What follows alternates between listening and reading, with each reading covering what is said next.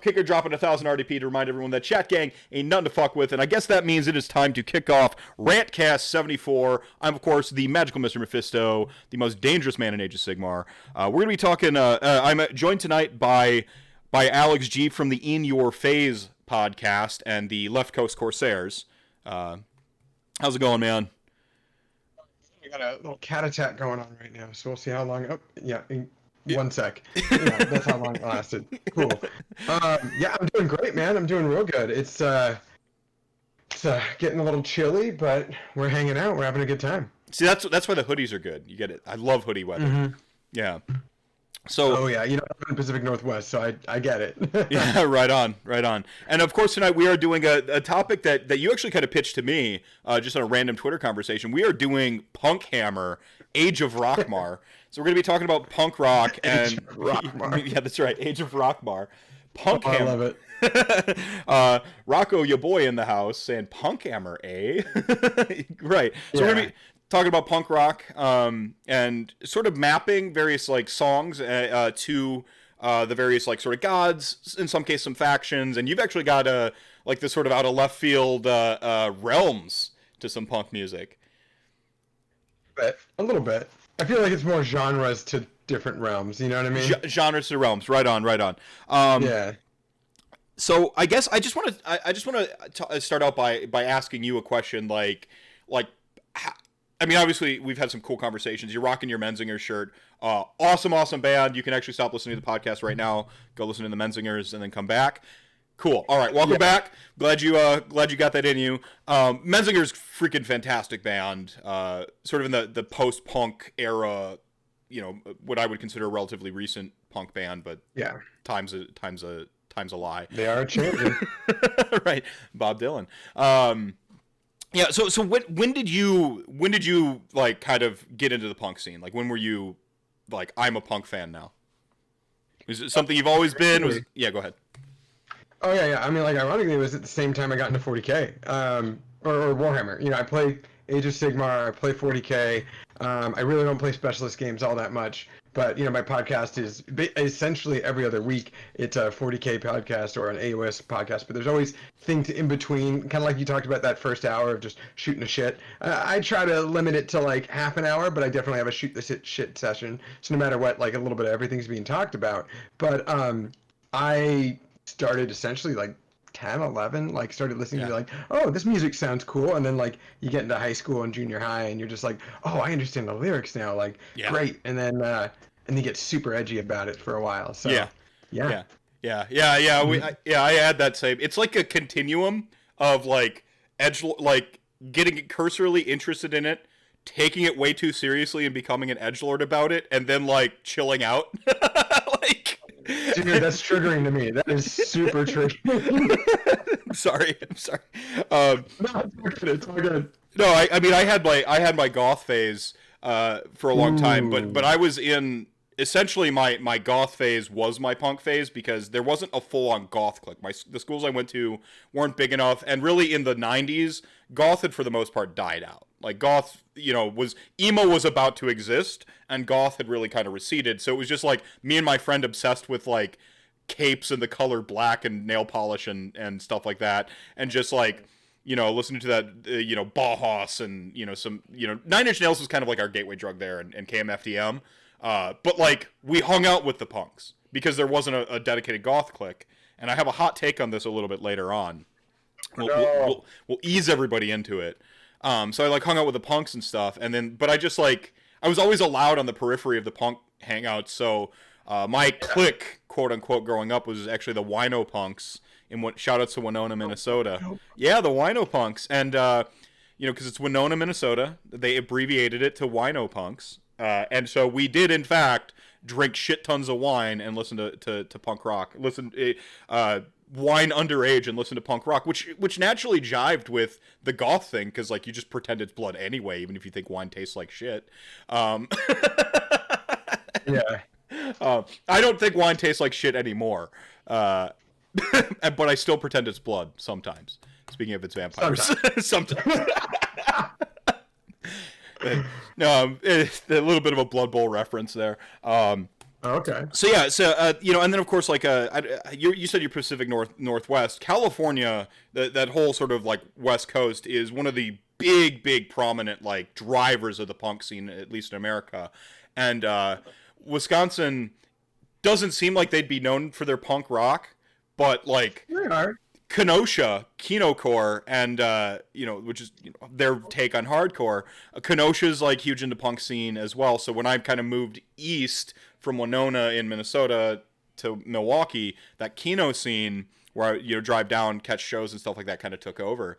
And you know, so it's like punk has always just kind of been there in my, I don't want to call it periphery, but it's always been like one of those like sort of main, almost like a limb, just like it's always, you know, like an extra appendage, like just this thing that I always have, you know, a hand in. I've always been around. So yeah, do we want to give checking a history lesson real quick? Should we? So like, should we? Yeah, we can. I mean, you want? Yeah, let's do it. Let's do it. All right. Now, direct hit from Milwaukee. Wait, what's this? Wait, what is this? Sorry, I'm checking chat gang here. GW had their own record label for a while. I did not know that. Yeah, I did not know that, but have you heard of like Bolt Thrower? Bolt Thrower? No. Oh my god, dude. Okay, wait, hold on. I'm going on Spotify. I need to name off list to you. So this is definitely not a punk band, but so this is a band that I feel like I've heard rumors that they were like endorsed by Games Workshop for a time. Now, someone in the chat game probably knows a lot more than I do. So, but if you look them up, especially their older albums, like there's an album called Realm of Chaos, and there's literally Space Marines on it. Then like War Master, and then then they start like getting out of the Games Workshop IP, and they have different ones. But like, let me name you like so. Realm of Chaos is an album. It was made in 1989. It's 38 minutes long, but you know it's got 12 songs, so you start to know where things are going here. And you know, here are the names. Let me know if this sounds familiar with certain IP: Eternal War, Through the Eye of Terror, Dark Millennium, All That Remains, Lost Souls Domain, Plague Bearer, World Eater, Drowned in Torment, Realm of Chaos, Prophet of Hatred, and then like an outro. All I have to say is pound and how. Like that's actually really awesome. And now I have homework, and we're gonna actually have homework for you, chat gang, because we're gonna have a playlist that'll be in the down there part underneath the video, or I'll link it when I reshare this video up on Twitter. So if you follow me on Twitter, you'll have access to this, no problem. I have a lot of the music we talk about tonight, but punk, I think from a cursory look, a lot of people think punk is like more of an aesthetic. You know, maybe they go as far as to say like it's a culture, a subculture, but it feels like in the mainstream defined by its aesthetic and not the cultural aspects of it. The aesthetic is sort of the byproduct. One of the big things that's central to punk is this DIY notion. I mean, for, you know, like you see like, oh, that's steampunk, that's cyberpunk, that's this punk, that's yada, yada, yada. And for a lot of people, it just means like taking the thing that is kind of cool and making it dirty and kind of crappy. Like that's the like vestiges. That's the cosmetics of it all. And when you do that, you kind of offend, you know, hipsters like me, or snobs like me, I should say.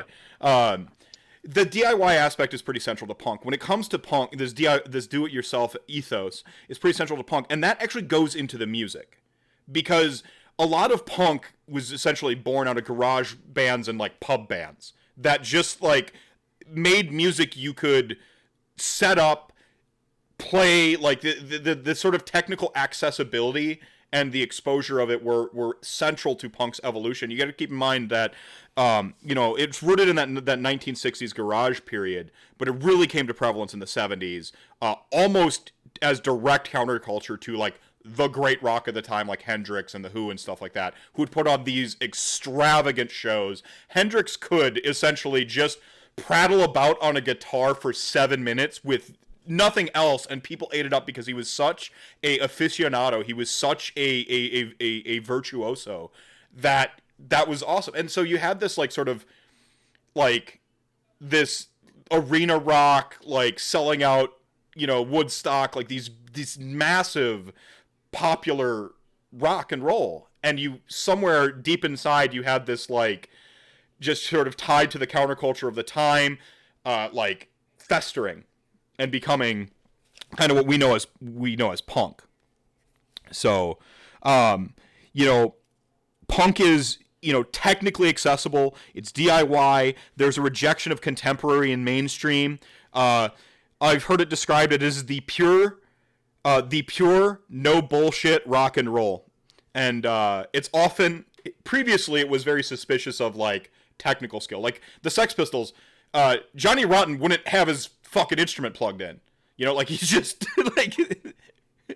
Well, okay, so you make a good point there, and so you know a lot of my favorite punk rock bands are bands that were around in the very early '80s and are usually still around today. And like Bad Religion is one of my favorite bands. So when you told me that you were listening to a lot of them, I got a big kick out of them because they were like the very first punk band I ever got into. And like I've listened to ridiculous variations of hardcore. I've had my like pop punk phase. I feel like that's a seasonal phase for me. It's like every summer. That's fair. But like there's all these different phases for me. But then it's always there's always like a constant medium of like Bad Religion for the most part. And even though like one album is basically one song now, it's like they don't have a lot of variation in their sound per album now, which I don't mind. It's like you're listening to a 30-minute song.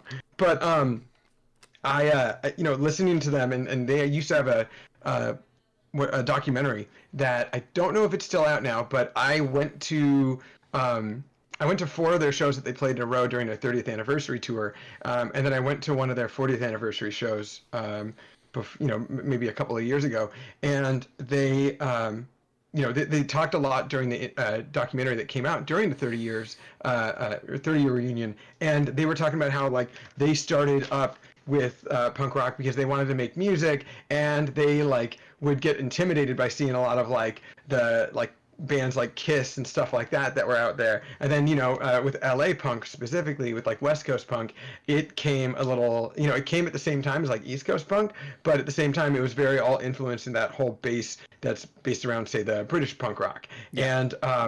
And with that it's like, oh, there's these people are making music that I like, music that other people like, and you don't have to be Jimi Hendrix, you don't have to like be crazy with guitar, and so it's ironic now because you listen to like Bad Religion and like you can definitely tell that like fucking late 50s Ash like Brett Guritz likes to just like throw it out there and do some crazy solo. But like at the time when they're like 16, they're not gonna, they're just like, oh, we can do this, yeah and I think that again that DIY spirit, that like accessibility and just do it, and the emotional, I mean, there's an emotional drive to punk music. I mean, one of my friends, his name was Corbin back in middle school, he sold me on punk with basically one sentence, is like no bullshit, just emotions, or no bullshit, just emotions, be raw. And like I'm like, hell yeah, and then we jokingly had a band called Screaming Mime and all that shit, like so awesome. Now, because I am a writer, I have to do a quick sidebar on this notion of punk literature. And punk literature does take a lot of the sort of, it takes a lot of the societal aspects of punk, and that's really what defines, like a lot of people are like, oh, punk literature, like cyberpunk, that's punk literature. I'm like, if it's just the cosmetics, you're not punk. So a lot of like punk literature, punk journalism, punk poetry is, for the most part, it's usually transgressional, often subversive, and always questions the norm. And I wanted to bring this up because something that has just been haunting me lately is this notion of something called hope punk. Because like we're actually in a dystopian society right now, and so what would be transgressive for a dystopian society would actually be hope. So, yeah. Like having hope that things will actually work out. To give you an example of something that might be hope punk would actually be Undertale or Kipo and the Wonder Beasts on Netflix, where essentially they're pacifist playthroughs, usually with friendship and hope as central themes to them, and their trends. Like Kipo itself takes place in a post-apocalyptic setting. It's dirty. I mean, it's a beautifully animated show, but like it's the world is decayed and dingy, and they're wearing a hodgepodge of clothing. Those things that are aesthetically punk in a sense, but really what's going on is the subversion is in that hope, and there's often that clash between the sort of nihilistic attitude of punk with this sort of weird utopian like ideal at the end of it. So like Bad Religion's a perfect example of that clash between sort of nihilism and a notion that a utopia exists. True North, the album, is just that is exactly one of those like one long songs albums. But True North is very much that, like, you know, until I found True North, and like he just like this notion of like society's not adequate, but if I, you know, find that True North, then you know everything will get better type thing. So that's just, I wanted to do that as a real quick sidebar. Again, double down on the fact that it is not an aesthetic. It is an ethos. And oftentimes we express that ethos through our appearance. So you know, I find that to be really interesting too. You mentioned like appearance and you mentioned aesthetic, and you know, when people think of punk rock, they usually think of a lot of different things, which I also think is also a bit of a misconception too. You know, like I live in Portland, and you know, prior to pandemic times, you know, we would, you know, my fiance and I, we both have let's call it an alternative lifestyle in terms of our diet too, which is also something that's not too uncommon with punk rock, right? You know, I'm one of those vegans, but we go to a local punk bar that's like you know, only has like a vegan menu, and see, there you are. There you go, subverting society with your not eating meat. Exactly. Well, there you go. And there's a whole thing about that too. But like, you know, I would go there, and you know, you'll see a bunch of different people in this punk bar, and somebody would look like, you know, it doesn't matter what you look like. That's the thing that, like, I think it's Midwest and primarily like West Coast punk rock, I feel subscribe to that a lot. I feel like East Coast and British like punk culture doesn't really, like, they do put a lot more of an emphasis on like aesthetics, which, you know, I disagree with, but hey, it's something, you know, really it's all about being inclusive at the end of the day. Like to me personally, I think that punk rock is just being 100% inclusive and making sure that everyone's here to have a fucking party and to have a good time. But like, you know, and so I find it interesting because it's like, and you mentioned, you know, of course you use a GIF from SLC Punk, and that's a perfect example too, because there's a scene. I'm not, you know, that's like an intro movie, right? Fantastic. Like, yeah, like how to we're actually, if you're not into punk yet, we are going to, over the course of this episode, dear listener, dear chat gang, we'll get you into punk with our little gateway drugs of punk. So first, step one, go watch SLC Punk. Continue. Which is also like a biased view of it. You know, at the end, like even me in high school, at the end of that movie, I was like, I don't agree with this, you know, kind of thing like that. It was certain aspects of it, like main character's character development, I agree with, but some of the things Matthew Lillard. Lillard. Yeah. And but like even then, it was like you know, I'll go to like that bar to pick up my food, and you know, I'll be dressed in like maybe a band T-shirt and a hoodie, like my usual staple. If people ever hang out with me in real life and we're out and about, is like a band hoodie, a black sweatshirt, and like a denim jacket with buttons on it. And like that's my usual aesthetic. Or sometimes I'll you know, go total dadcore and have my Mensinger's hat on, which is like a long-billed brown one, and like a flannel, and like, you know, a fucking Patagonia like poofy thing, and just like walk out with like jeans and like flip-flops on. So like, you know, it's, you know, it doesn't matter what you look like. It's just a matter about like how you feel, how you act, you know, being very like independent and doing it yourself and all that stuff like that we talked about earlier. Yeah, so, and of course, inclusivity. Yeah, I like the ethos again. I like that you're bringing up like inclusivity, because, I mean, there is a story I shared a couple times about how like the nicest mosh pit I've ever been in is like Flogging Molly mosh pit. Where it's like, it's just like you get knocked down and like you don't get trampled. They help you back up, and then they get back to like thrashing about. Like I remember like that so much. I'm like, this is not what I would like was depicted to me by especially like parental figures about punk. You know, I'm like you like that inclusive aspect. I think that I think real punks are all about, because there's a particular subsection of punk out there, and I have but 2 words to say to them: fuck off. Mm-hmm. So I know what you're talking about. You know exactly what I'm talking about. I like Nazi punks can fuck off is what I'm saying. They can fuck right off. That's the default state.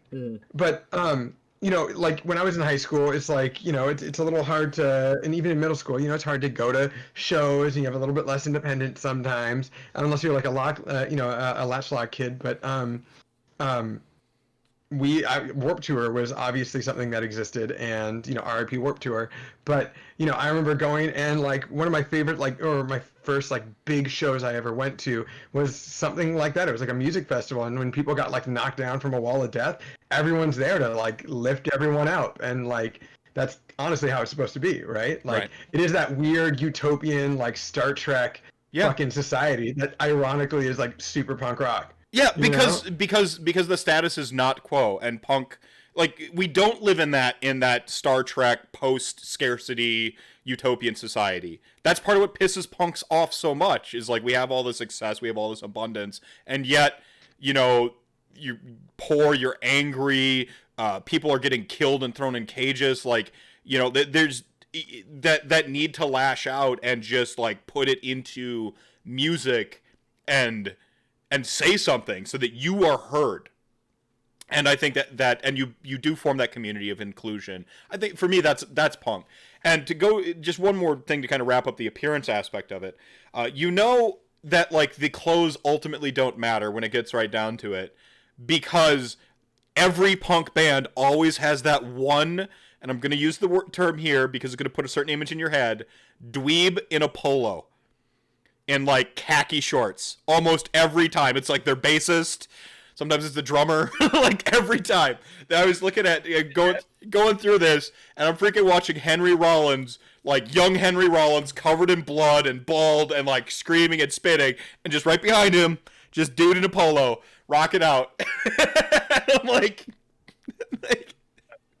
That is so great. yeah. At Weezer, yeah. God. Everyone in Weezer for a period in time, yeah. Like the dad punk is like really coming around now. Like I think that's where I'm at. Like I'm usually the jeans and t-shirt kind of guy, like a band tee. I came around to baseball caps recently. Like I remember thinking like you can't wear baseball caps because baseball caps are for squares. And then I saw Tom Morello wearing one, and I was like, Tom Morello wears baseball caps. Fuck this, I'm wearing baseball caps. Like, Fuck yeah. Fuck yeah. Yeah, I mean, like, that way long way to go about or a roundabout kind of thing, but it's all about just not having a very outward kind of image. And so that was the example I was trying to make. Like I go to that bar and I'll see people who are dressed like me, or who are just like whatever the fuck they want, and then you do see the people that like took 4 hours to like tassel their hair a certain way and like wear like the tight leather jeans and shit like that, and I'm like, okay, like that's you. You're doing it, man. Yeah. Well, see, society cares about appearances. To subvert society means you therefore don't care about appearances. That's what makes you punk. You see, you don't care about them. That's what's punk about it. Like vampires, man. And before I move on, I just want to mention once again your podcast that everyone can catch you on in your phase. If they want to hook up with you on Twitter, how do they do that? Just real quick, resetting the guest here. Again, I'm with the Alex G. Yeah. I'm all caps. Oh, what? Just go on. Yeah. I'm all caps spooky on Twitter, but then we also have In Your Face Media. We do a lot of Age of Sigmar and 40K based content.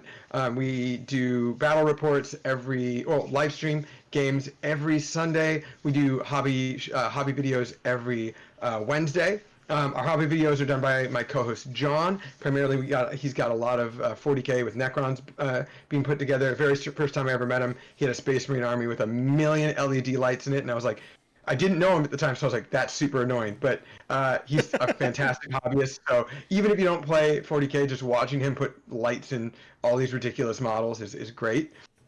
We do, my friend Jeremy and I, my co-host Jeremy and I, we do games every week, usually splitting between Age of Sigmar and 40K. We do, our usual show gets released around Thursday or Friday, so our next show is an Age of Sigmar show, and it comes out tomorrow. So it'll be both videocast and regular one. It's going to be available for everyone, basically wherever you get your podcast. But we're all about just community building. We're going to be we're on Twitter, we're on Twitch, check us out, just In Your Phase Media or In Your Phase. We'll be there on Facebook as well. But I actually got to say too, someone brought up both Direct Hit and Hot Water Music in the chat, and I just noticed that. And Direct Hit, I've been on like a spree for them for like the last like 2 years, and I love Hot Water Music. It's fantastic. And Soren, the Mad Lad, recapturing his crown and gifting 5 gift subs, 1 to Incantibot. So, thank you for that. The rest of you, Tristan, Razor Tree, all caps Alex, enjoy your emotes. A lot of death emojis up in there for you, Alex. So you can spam your own chat on your own stream with them. Awesome. And then I want to get one quick shout out before we move on to the body topic here. I had a guest on a little while ago. Her name's Monica. Her and her friend Rye do the Bonus Experience podcast. They have a fantastic episode. It's their season 2 episode 14. It's called You're Not Punk and I'm Telling Everyone. It's about like sort of punk RPGs and punk gaming. So if you want to if you're like, man, I'm jazzed for punk, go there. Check that episode out. It's really cool. Really, they have a lot of LGBTQ plus forward episodes too. How to make your campaigns more inclusive. A lot of stuff like that. So I highly recommend that podcast and especially that episode. All right, we had a great segue in there early on, and I just I tabled it. I didn't say anything. I'm like, we could segue from Bad Religion into my first god. So what we're going to do here is pick some gods, sometimes some factions, list a song or a band that kind of sums it up. I'm going to let you go first, but we got to start with the main man. We got to start with Nagash himself. Okay, yeah. So for Nagash, I feel like we probably have a good way.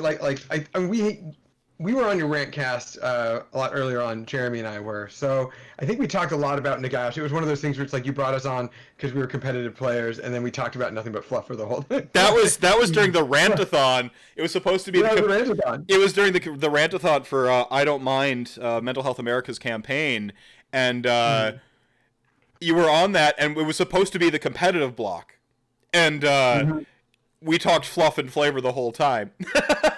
Which is exactly. Except, oh man, so, yeah. Oh, yeah. Yeah. Go ahead. I was gonna say, yeah. Not all competitive players are, not into fluff. We're all super into it. I think there's a reason you get into Warhammer. Even if you're a competitive skew, there's a reason you're here and not someplace else. Because there's plenty of competitive games. If all you care about is the competition, there are other games where they might be better competitively or better suited to you competitively. What brings you to Age of Sigmar is that fluff, that narrative. There is something. I think Age of Sigmar in particular is just, there's nothing quite like it or its community in the whole world. 40k community, no shade. I know you do a good divide of it, but for me, the 40k, I just never quite jived with that community. I played a lot of 40k in high school, college, and then post college was a big 40k block for me. Competitively, I was in a literal grognard store where everyone's a that guy. I was in that type of environment. Felt no need to go to felt no need to go to an Adeptagon. Felt no need to, we all hung out on Bell of Lost Souls or Bolter and Chainsword, panning people's lists on the internet for being worse than they think. And it wasn't my scene. It just wasn't my scene. And obviously that was that store. Not every 40k shop is like that, but it never jived for me. It wasn't until Age of Sigmar where I really felt those strong connections to other individuals and want to travel to see my friends across the world to play Age of Sigmar with them. So well, that's great. I'm glad that you got that opportunity. It sucks that your local community for 40k was that meh. I got to say, for me, I grew up in the Bay Area in California, so thankfully I was very much fostered into a very healthy community there in terms of competitive play. And then eventually I had a little bit of burnout with 40k, and then I went to AOS. And then I had a lot of burnout with 40k and went straight to AOS. And just right now, I'm starting to have a little bit more of a balance. So those Necrons, man, those Necrons. If ever I was tempted to go back to 40k, they're. If you ever want to start, I'm back. I'm back, baby. They're so gorgeous. I don't want to play their game, but man, do I want a whole fleet of Necrons just because they're pretty. They're so pretty, and I love it. If it makes you feel better, they're slowly becoming the same game. No. That's a hot take. No. That's a hot take. That's a controversial subject. No. Keep your shooting phase out of my game. Do you know how much of? Okay, well, first of all, too late because we know the top. No, The no, top no, no. armies. It'll be fixed. The top 4 are all the shooting armies. Yes, I know. The S tier is just the shooting armies right now. Ironically, Age of Sigmar is more unbarred for shooting than 40k because in 40k they have obscuring terrain now, and it's making everyone lose their minds because like if a terrain is more than 5 inches, then you no matter what you just if even a little corner of the line of sight blocks through it, it's like nope, can't see. And they're like ah. And so in AOS it's like oh my skyhooks don't give a fuck. Well, or LRL where they literally say they don't care about line of sight. They're just like pew pew you, like yeah. No, it's Yeah. they also shrunk the table in 40k, which helps combat armies get in a lot faster. So it's not just drop and pop as much anymore. Like, oh, you misdeployed your knight. Get fucked. Yeah. Like that's not really there. No. I don't think the shooting meta is here to last because the shooting meta, anytime it persists too toxically in Age of Sigmar, and I think we've hit that tipping point, especially with like the COVID exaggeration to everybody's opinion because we're not playing enough games to get enough informed opinions. So we just latch onto the toxic ideas, and then it's not here to stay. Why are we doing a Warhammer takes inside of our punk show though? I don't know. I will say that I feel like Iden of Deepkin are going to be the meta breaker for that now with Marathi book, but they're not very punk rock. They're actually kind of emo. So that's a whole different conversation. Oh well, like, yeah, yeah. Go ahead. I was like, we don't have Joe Cryer on the chat, so we can't jump in with that. Yeah, fair enough. All right, so we're going to start out with Nagash. I'll go ahead and let you have the floor here first.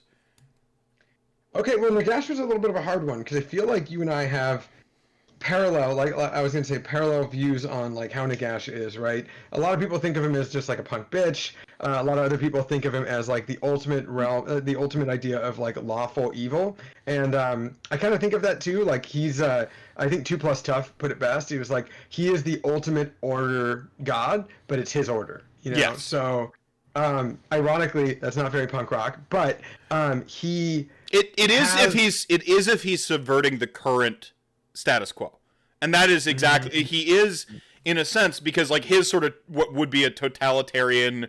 It's not like the cool punk rock that I like, where you're believing this like sort of leftist utopia, because that's all about like a lot of freedom and like freedom and people are like get along like that, right? He wants to subvert the norm the bad way by stripping everyone of their free will because if he does like the dominant culture in Age of Sigmar, I think we need to establish first and foremost, it's basically chaos rule right now. Even though it is the Age of Sigmar, he is fighting back. He's not winning. It's just the Age of Sigmar because he's fighting back. They have civilizations now, but they're always like, it's always like that doomsday clock is that minute hand is very close to midnight in Age of Sigmar even. Okay. Sorry. Especially now. I mean, real quick, Tomb King Tristan, did you think the Mensingers are rolled? That's a bummer. But oh, dang, yeah, he doesn't like Mensingers. Okay.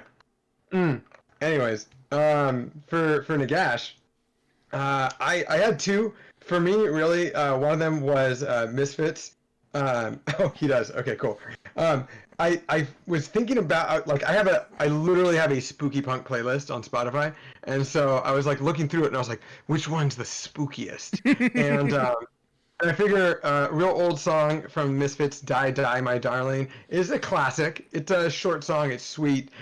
It's not too complex. I felt like that was going to be a good one for them. I also felt like just to be way too on the nose, like way too, like I'm not even going to be subtle, is Calling All Skeletons by Alkaline Trio, because they're definitely one of my favorite bands. Yeah, exactly. And so for me, I'm just like, yeah, they're literally Calling All Skeletons. yeah. Like you see, I love Alkaline Trio, and I was looking at this is on me. I was looking at bands and not specific songs necessarily. And so I was like trying to find a single song I think is a little bit easier. And that's what I started to do later on in my list because I'm like, this is too hard. But so I went with a band, and Misfits is a good band too, but I used them elsewhere. So I felt like I couldn't double up. And I was struggling to get Alkaline Trio in here because like I love like like if Rantcast had a theme song, it would be "I'm Only Here to Disappoint." That would be like,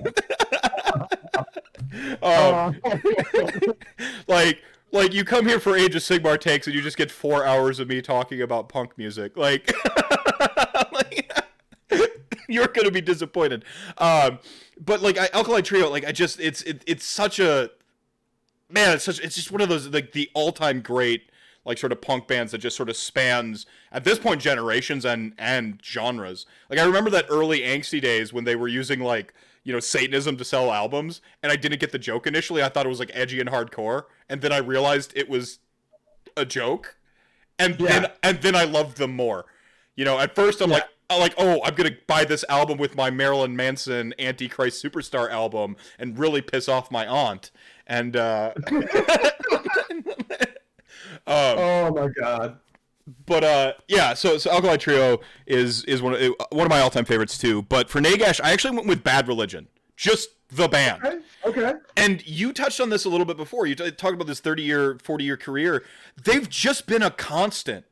The landscape sort of shifts around them, and they just keep doing what they've been doing, like on this inevitable progression. And even now, we're like the whole like initially being intimidated by the rock, you know, like the arena rock sort of big production stuff, and just like wanting to rock out. That is Nagash's origin story of like just a dude. Humans aren't even allowed to magic in that time period, so like takes the power like from the elves, learns magic in just this total DIY self-made god. And it's just a constant progression. And so for me, it's about this sort of like this constant, timeless, ever-present like thing that just Bad Religion's Bad Religion. You know, they came onto the scene, found in 1980. They've been Bad Religion since 1980. And there's just this they're definitely punk. They're definitely like doing their thing. And if I were to pick a single song, I went with Humor for this. I picked Sorrow by Bad Religion. And I'm just going to go ahead and repurpose some lyrics here. And I want you to imagine a jaded Nagash singing this from atop a skull tower. Oh my god. So, let me take you to the hurting ground, where all good men are trampled down, just to settle a bet that could not be won between a prideful father and his son. And you can imagine that almost as a Sigmar and Archeon, right? It's here. Yeah. Will you guide me now, for I can't see a reason for the suffering and this long misery, which would be gone if he wins, right? What if every living soul could be undead and strong? Well, then I do imagine there will be sorrow no more. So, like, I went with a humor route, but it's like, if you repurpose a couple lyrics, it's Nagash, baby. Yeah. Plus, like, Nagash is all about the long game, and they've been around for so long. And, you know, one of my favorite parts about Bad Religion, too, is it's one of those bands where, like, we were talking right before recording. Actually, no, during recording. Everything is a blur. When we were talking about how they went... Yeah, when we were talking about how they went from being, like, real simple to, like, really complex. And I find their history really interesting, too, because they have two guitarists, and one of the guitarists is the owner of their record label. So he like disappeared for a time, had a little bit of a substance issue, came back, started a record album in the 90s, or a record label, and it's a successful record label. And then on top of that, the singer, he is a professor at UCLA of evolutionary biology. I have 3 of his. I just like got a new bookshelf, and I was putting my books away. I have Anarchy, Evolution, Religion and Evolution, and then Evolution and Religion, like, is it needed or whatever. And there's like 3 different books he wrote with like himself plus other people, and he's like fucking. He needs to get to 9. He needs to get to 9. Needs to get to 9. Yeah, he needs to get to 9. He's got to write 9 books. Okay. Yeah, so it's one of those things where it's like we think, you know, maybe a little too contemplative. Like for me, I'm like, I get it, I see it. Nagash, little Nagashi, long game, right? Yeah, that's right. So yeah, so there you have Nagash, and then I went kind of like the direct opposite after that with Archeon. You want to lead us off on the Archeon take? What did you? Archeon, I think we had the same idea. Okay. But prior to, because I felt like he's a little bitch boy.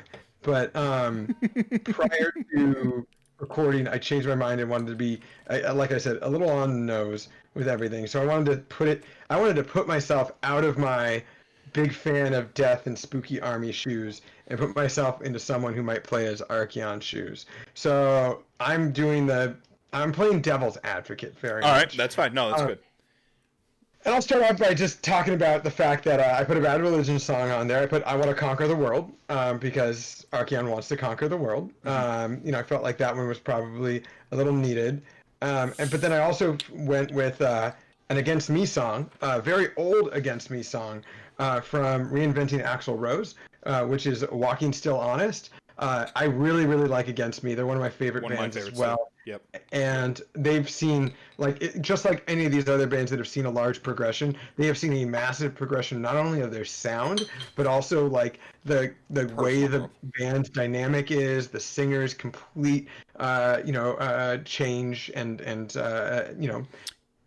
evolution. And with them, "Walking Still Honest" is a really good song. It's the entire album is nothing like a modern Against Me album, and like Against Me, when they make albums, like they hit like the top 100 now. Like they do well, and they're not really they're very much like they shifted a little bit into post punk now, which is fine. I'm fine with post punk. I mean I think that's that progression we were talking about, that continuum, because eventually you hit the sort of post punk. Exactly. Laura Jane Grace performed with Miley Cyrus, so the lead singer of Against Me. And Miley herself is kind of going through a bit of a punk phase where she's kind of bucking the industry and trying to it's a little bit of the Madonna thing where she's trying to just kind of sort of shatter through that sort of you were this pop icon sex symbol, and she's just trying to kind of destroy that, and which is I respect it. You'll get really mad and talk about Taylor Swift. No, just a joke. Yeah. Yeah, no, but for "Walking Still Honest," it's a song that's all about it's a song about religion, basically. And there's a lot of you can tell that Laura Jane Grace, formerly of a different name at the time. We won't dead name her, but go ahead. We don't do that. No. They were talking about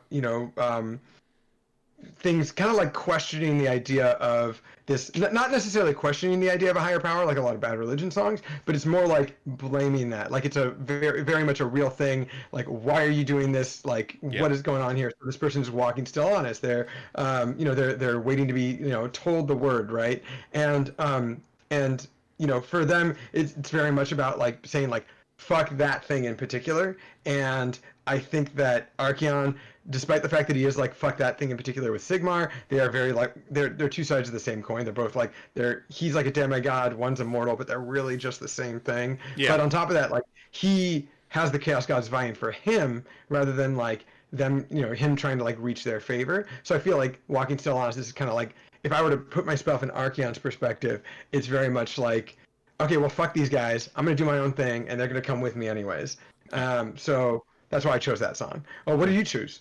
So I actually, for Archeon, I went with actually sort of the Sex Pistols. I'll get to this, Anarchy in the UK and God Save the Queen, which are very Anarchy in the UK is very straightforward, right? I mean, that might as well be Anarchy in the world that was Anarchy in the Mortal Realms, and God Save the Queen is a super sarcastic song. Does not mean God Save the Queen. So you could almost imagine Archeon's sort of very spiteful attitude. But I went with the Sex Pistols in general as an ethos because, they're anarchic and iconic, but if you dig slightly deeper in, you realize they're overcredited and overrated, and the bulk of their success lies with a rich white fat cat yuppie named Malcolm McLaren, who thought, I can sell this to angry kids. Fucking literally. And when you first told me this before recording, I was like, this is wonderful. And I think that it kind of makes them an agent of hypocrisy, because the subversion aspect of punk, and they're just actually sort of a cog in the capitalist machine in the end, is I think that's why I go with that, because Archeon, whilst kind of being this fuck the gods type character, relies constantly on their power and their minions and all that stuff. And so it's like there's this hypocritical nature where, like, I love the base premise of Archaon. Like, finds out a terrible secret about Sigmar way back in the day, and it just kind of like he's just kind of like, fuck this. And, you know, he was a priest, and he's done with it all, and then he becomes Chaos's chosen. And so I think that there's kind of like there's something really cool there, but then there's this grand hypocrisy of the Grand Marshal of the Apocalypse, in that he constantly relies on Chaos stuff. Like, he is now about to release Slaanesh. Now, if he actually pulls the trigger and spurns the gods, the Chaos gods too, at some point, I'd be like, hell yeah, long game. But he's, as of yet, seems super complacent to be part of the machine. Like... Wait, hold on. I hate to interject. Someone just triggered me here. Hotspur. No, Archaon is not Propagandhi. They are one of my favorite fucking bands. I am slightly triggered by this. But so I don't have like a super long take on Sigmar, but I feel since we did Archaon, we got to do Sigmar. So yeah, might as well. Yeah. So what did you choose?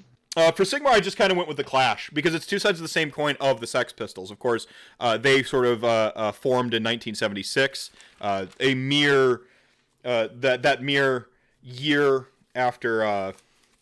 I think the mere year after the Sex Pistols. Their climb to notoriety was a bit more gradual too, and a little bit more mainstream and polished. Yeah. And I'm not going to make a Rock the Casbah joke, but London Calling is their best song. Sorry, that gets mainstream radio play. Mm-hmm. So I would go listen to London Calling as like a suggestion for the playlist. But I went with the Clash because like they're for me, they're an inversion of the Sex Pistols. It's the two sides of the same coin. Commercially successful, even in their time, topping the charts, but they kind of came along and sort of punched the industry in the mouth and kind of like punched it out of its like arena rock like fetishism.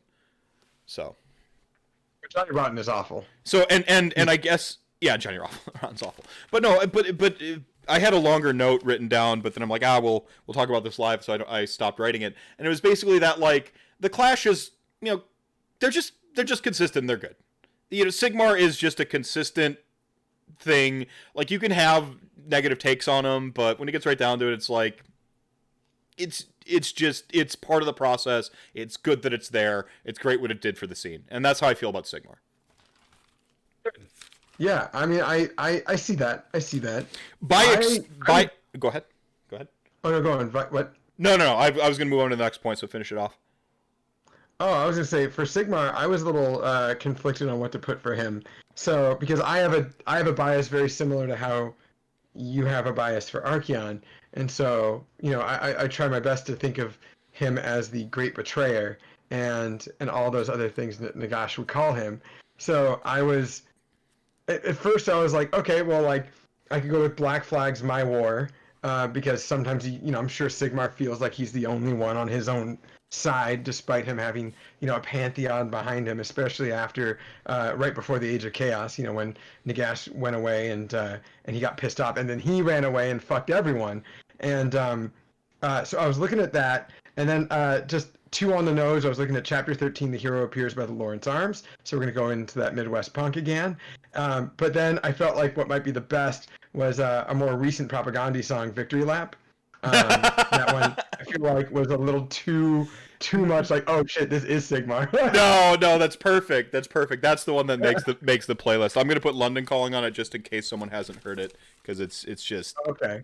Nuclear and my era. Bad about the Johnny Rotten thing. That's clearly not the Clash. I was still thinking about Archaon and Sex Pistols, and I was like thinking about how that upsets me. The singer is just awful. Yeah.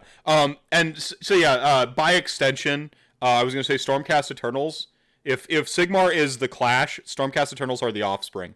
1984, mainstream but actually cool. Like, actually way cooler than they get credit for, even.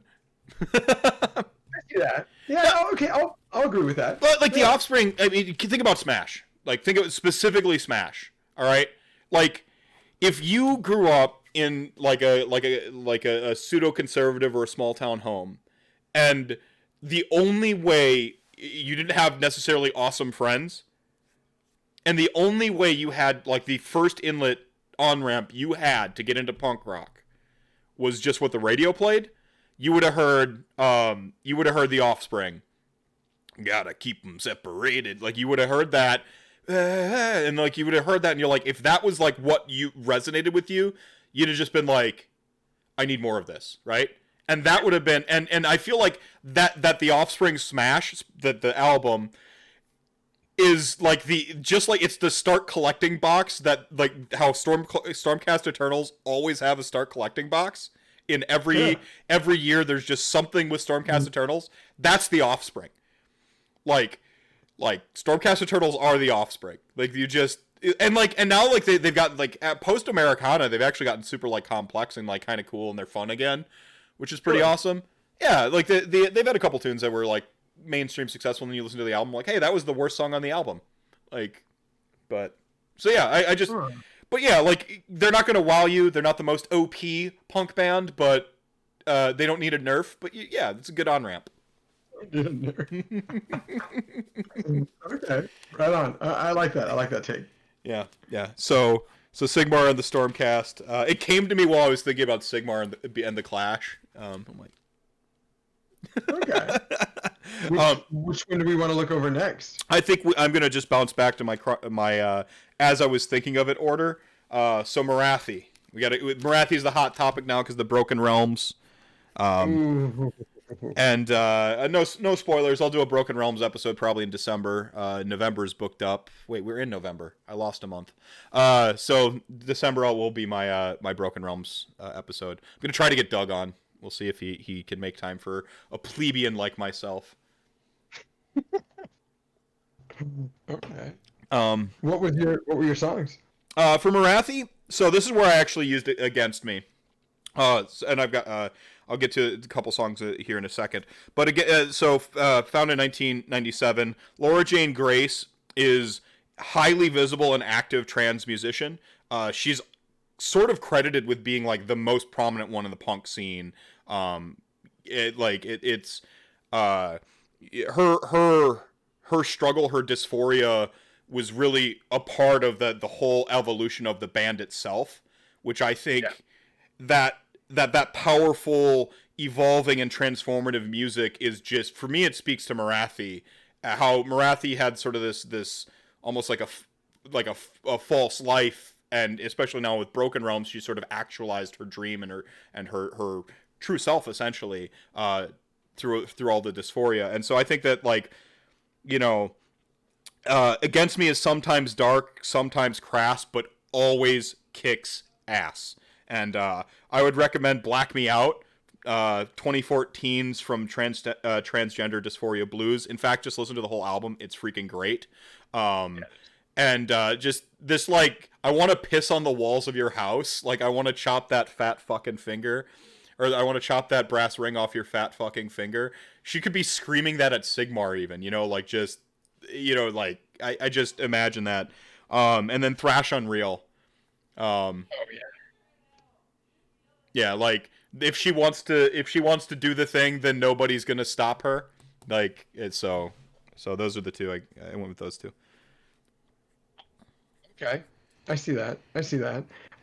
You know, I had a few Against Me songs for her too, or for Morathi, and I kind of, like, at the last minute just realized that they weren't relevant in the moment. So I had really only one that I had, and even then it was a little bit of a stretch, but it was based on more old plus new fluff for me. All right. Because I keep on thinking with Morathi, like, you know, I don't want to spoil the latest book for anyone, so I'm not going to talk about it. But even in, like, regular Daughters of Cain fluff, you know, Morathi, I think at one point when she's really trying to, like, build her forces up, she meets up with, you know, Sigmar, she meets up with Nagash, she meets up with her own son, with Malaran, and, like, I think all three of them in different moments recognize that she's not really, like, there, that she's kind of, like, telling lies, that she's kind of, like, not really who she says she is, because she's got her, like, humanoid form, but we know that her true form is something very different. Mm-hmm. And I think Malaran was the first one to just immediately be like, you're not you, you're a lie, what's going on? tell me the truth. And so, you know, with that, I just lost my notes, so I need to make sure that I have this. While you Oh, pay, go. You got it. Go. yeah, I have it. So, so it was really there were two of them, and they were both of the same album, and they're just a song apart, but they are Mensinger songs. The not the latest album, but the album before that, After the Party, is a really really good album, and it's basically written for someone who's either about to be in their 30s or is in their early 30s. So for me myself, I was like, oh shit, okay, this is awesome. And thank you. And so for me, the two songs that I had were literally Telling Lies, because that's like a song that's all about someone who's going through an identity crisis. Basically, they don't know what the hell they're going to be doing. They don't know what's going on in their life. They talk about like feeling bad about, you know, buying weed from a dispensary, basically, or, you know, trying to tell a joke and like friends are taking it too seriously, and you're like, fuck, I can't win, which is like way too relevant for me in my life. But still, you know, it's you know, at least the first portion of that song lyrically really like resonates for me, and I'm thinking of like Marathi with that. But then I also think of Lookers, which like realistically is a lot more of a reminiscent album, you know, song. It's a song that's all talking about like you know, you and your. It's basically the singer and, you know, their fictional or non-fictional lover, spouse, partner, whatever, talking about, you know, back in the day kind of things. But they also talk a lot about how their bodies used to behave. And again, way too on the nose with almost any of my choices that I took. And her body doesn't behave anymore because something happened in the most recent book, and it's not allowed to. So Yeah. there's that. Yeah, it's amazing. Yeah, and I just want to real quick. I'm not equivocating someone's transition or their you know, their struggles with dysphoria and stuff like that with like a quest for godhood. That was all tongue in cheek. So I just want to say that if you're on your journey, you know, power to you. Seriously. So yeah, the next one I have written down is Lady Olander, because I was in this stream of consciousness when I first started writing down my notes, and it all just came out, and Susie and the Banshees immediately jumped into mind. So the hot take incoming. This is where I said I would get to this later on. Goth and punk are the same thing. And that's going to piss off about 50% of the goths and 50% of the punks, but you're the same. I know goth music sometimes is a little bit more complex than a punk fan would enjoy, but it really is just like, it all starts at about the same point, and then like new wave happened and it got weird, but we're all coming back together again now. So but Susie and the Banshees, dark, brooding, atmospheric, haunting, I mean, super metal stuff. Specifically, the album Juju in 1981, which is kind of I want to say it's their like critical success album, but it is the one that got a lot of like music industry fans to like be like, "Yo, this is dope." And specifically the song "Spellbound" or "Into the Light," which I think are very topical for her character. Yeah, you know, for Lady O, I was, you know, I had mentioned that I had used it for something different, but at the last minute I realized that for me it personally feels that way.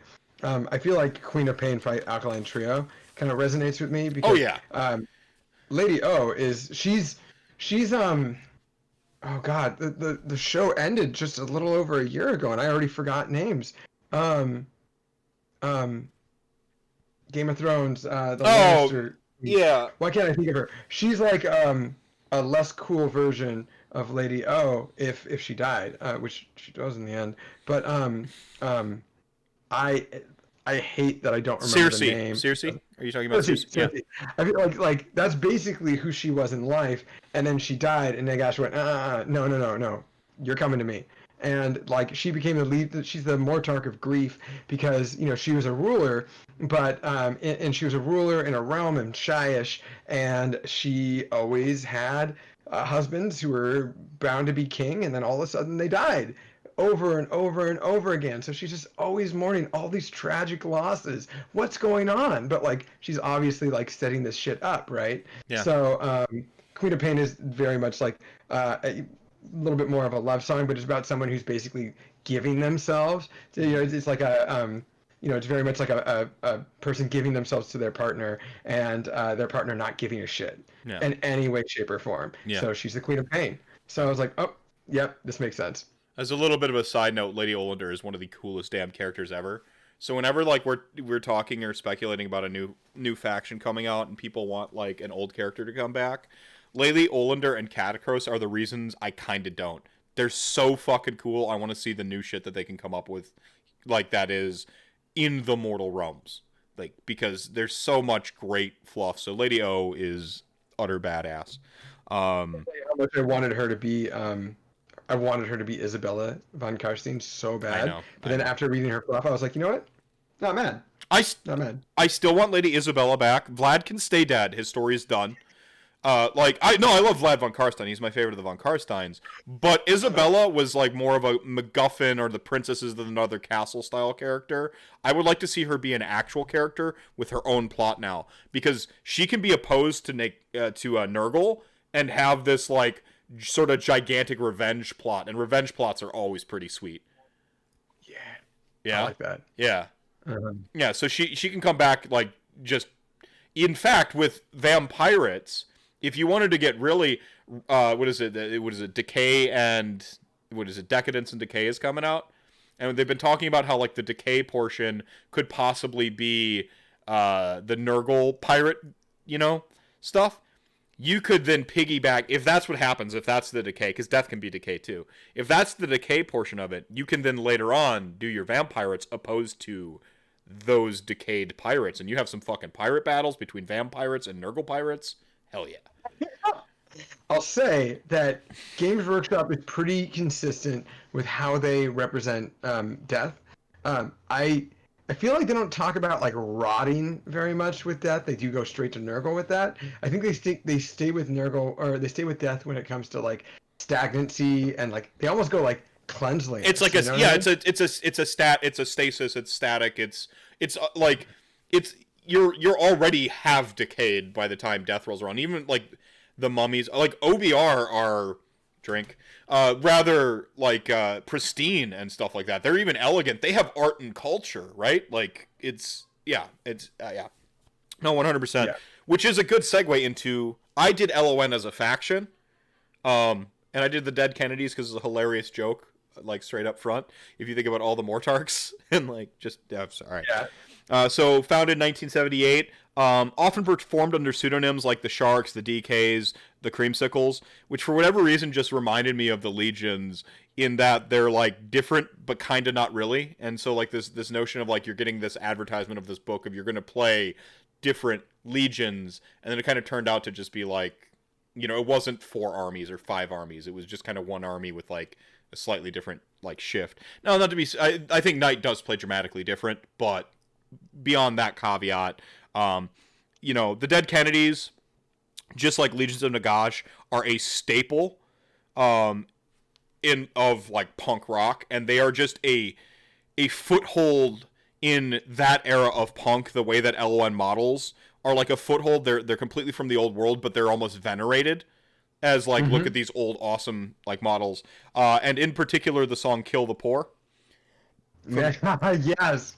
Off Fresh Fruit for Rotting Vegetables. So I think like "Kill the Poor" is satire, obviously, but like this notion that like you just like kill all the peasants and now they're skeletons, I think puts a pretty funny spin on that tune. I really like that. That's a really good one. I honestly didn't have one for Legion of Grief or Legion of or any of them. Yeah. I mean, you can call your shot, or I'm going to make fun of Manfred real quick.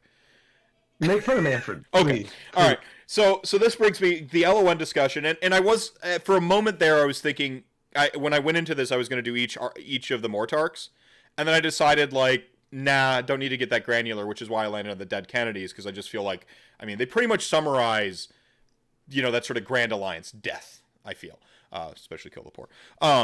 But then I'm like, except for Manfred. Manfred is totally Nirvana. So, founded in 1987, they even stole their name from another band, much like Manfred stole his legacy from way cooler vampires. You either love him or you hate him, much like you either love Nirvana or you hate them. Now, Nirvana is I consider Nirvana punk. I think they're pop rock, but like they thought they were punk. They said they were punk, therefore they are punk in my mind. So like how many people kind of blame Nirvana for the mainstreaming of punk rock.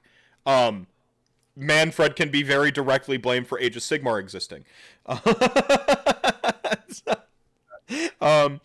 He's so like Manfred is like utterly crushed under the weight of his current station, while not quite ever being better than his predecessors, despite undeniable success. So, I mean, that's, how Kurt Cobain was sort of crushed under his own success and never quite lived up to his own expectations, never quite felt like real, quote-unquote, real punk, like the stuff that came before him, like Black Flag and like all that stuff. So I feel like Manfred really kind of fits in there. And as for, like, songs, this is where I just want to mention the Unplugged album from 1994. Just go listen to the whole thing. It's fantastic. This has nothing to do with Manfred at this point. If I were to pick a single song, probably Penny Royalty. I like the play on words with royalty. But Penny Royalty is... Some people believe it's a song about, like, feeling sedated and numb. I think it goes a little bit further into, like, the full-on macabre and the death, and I think that ties in with... you can almost imagine Manfred von Karstein lamenting that he's tried to overthrow Nagash several times and take over death, and like you can almost imagine him as a vampire sitting there sipping tea that is blood and just like being upset. So, and In Utero is actually a pretty great album too. So, Heart Shaped Box would probably have been an easy one, but Heart Shaped Box is more about a relationship than an actual heart in a box or a literal heart shape. Dislike Manfred so much that I couldn't associate something with him. I feel like it was some like some Good Charlotte or some shit like that. Or like Yellow Card, who I just don't like. I just don't like them. Yeah, just like copy paste some shit in there. Like I'm upset by them, by their mere presence. Yeah, I'm not a fan. Fair enough. So then I'll kind of let you pick the next one since I've talked at length now. Well, I mean, like if you were going in the direction of some of the gods again, we talked about Nagash, we talked about Archeon, we talked about Sigmar. For me, I was looking at, things that are based around destruction armies, and the first thing I had. I'm on the fence about Gloomspite, and I already have one for War Clans, but I was looking at Gorka Morka, and I was like, what can we do for Gorka Morka? And I was just thinking of like, Henry Rollins' spoken word, right? I'm a big fan of his spoken word stuff, and he doesn't do it as much anymore, obviously, but his stuff in the 90s is specifically good, and he talks about how, especially, I felt like this resonated, not to get too much into it, but I felt like... Oh, no, it's RantCast. You can get it, if you don't have a heart out, you can get into it. Wonderful. I felt like he said something... in one of his early 90s ones where he was like, when I was 18, I wanted to break shit and fuck on the floor. And then when I was 25, I wanted to break shit and fuck on the floor. And he's like, now I'm 35 and I still want to just break shit and fuck on the floor. And I was like, I get this. Like, I understand this. And so I was trying to think of a couple of different ones. And I really actually just focused on one that was basically... copy paste for one of them. One of my choices was just generic. Any 80s hardcore punk, just in general, like whatever one you think of in your mind is probably the correct answer. But then if I were to go a little bit more direct, I really, really like the idea of Gorka Morka being not just like obviously like Bash and Smash, but also like just being like fucking buck wild. Like if Gorka Morka was a friend and you gave him your car keys, he's 100% gonna like drive that car, gonna go out to like a fucking field or like an abandoned road, and he is gonna joyride the shit out of your car, you know? Yeah. So for me, I was like, we laugh at the face of danger and break all the rules by Against Me. It's another very old Against Me album. Bit of a theme here. Reinventing Axl Rose is one of my favorite albums. I could be wrong. That one, okay, no, it is from Reinventing Axl Rose. It could have been from The Eternal Cowboy, but It is definitely of the same album as one of my songs from before. But that was like one of my first songs I think of when I think of like joyriding and partying and just like wild out and just like not giving a shit. At least that was me. Did you have any for Gorka Morka or? Yeah, so I actually like I started thinking about it on like sort of a progression where I'm like, okay, like Gits and Iron Jaws, and I started thinking about it, and then like I kind of went philosophical with it, which landed me on Gorka Morka. And I'm like, if I can encapsulate their deity, then I feel like I don't need to do every single destruction. And so I actually went with Dropkick Murphys, and I'll get to a couple songs later on. But Dropkick Murphys, founded in 1996, actually had a singer change at one point in there early on, and so most of what you know of the Dropkick Murphys is the one gentleman whose name eludes me right now. But if you want to hear what a wah must sound like as a band, like I can't think of anything other than the Dropkick Murphys, because punk bands are usually like a little bit more minimalist. Like a three member or 4 member set. Dropkick Murphys has 6 standing members because they have to have their like freaking like bagpipe player and shit like at all times. Yeah. And like they've shifting vocalists even in their new ensemble. They'll have like a couple different singers. And it's loud, it's smash face, it does these loud fat like smash face progressions. It's a lot more palatable than like the standard like pick a hardcore band. That's a destruction band. So like it's a lot more palatable than that, which I think is part of the like they seem brutal and hardcore, but they're cunning too. And so like that dialed back just a little bit, like the Dropkick Murphys are. But at the end of the day, they just always sound like they're going to war. Like this band, they're so upbeat and stuff like that. They literally just dropped an album at the beginning of the year called Smash Shit Up, and I listened to the title track from it called Smash Shit Up, and I'm like, yep, orcs, like Gorka Morka. And an oldie buddy goodie from 2007 called Johnny I Hardly Knew Ya from Meanest Times. If you switch it to like Splorny I Hardly Knew Ya, like some orcish name or something like that, it would just be an orc song, because it's like this marching off to war type. They got guns and drums and guns, haroo, haroo, and it's just like like it's just such a good tune. And then I brought up Dropkick Murphys so that I can also just tell Chat Gang to go listen to Rose Tattoo. It's off of Signed and Sealed in Blood from 2013. It is one of my absolute favorite songs. It's one of those songs that I listen to it and it is kind of recounting back to me my life a little bit, and it's this autobiographical tune that they released and that resonance between the two. So Right. Okay. Gloomspite Hotspur here says Gloomspite is 13th floor elevators. Fantastic. Sorry, you sounded like you had a question in there. No. I was reading the chat at the same time. I was like, ooh, that is not a bad choice. Yeah, right on. Right on. And then you had Teclis, Tyrion. You actually did those gods, which I didn't do all of them because some of them were like the old. So. Yeah, they were tough, man. They were. I was telling you beforehand. I was thinking about it for the last few days, like what you would put for Teclis and Tyrion, and I'm not a big fan of Teclis. I also have bias against Luminous Realm Lords, but that's just me and my games against Jeremy with them. My initial games with Jeremy against them. I just recently started playing my OBR again, and I feel like I'm getting my feet back in the water very hard. Are you using catapults yet? No. I don't own the model, but I have to tell you, you're not Team Catapult. You are not Team Crawler. I'm not Team Catapult so hard, but like since I've had a little rung of playing Seraphon, I'm like, oh shit, support characters need to die, and they're all cheap and really easy to kill if you have the proper tools. And I'm like, oh, Catapult is the tool. Shit.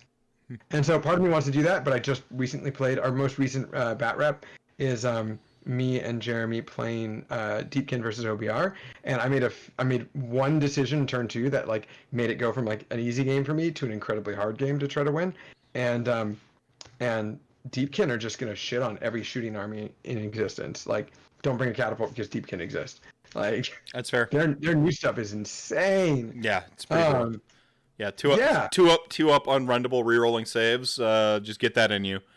Yeah. I couldn't have my 3 up rerollable, but can be shot.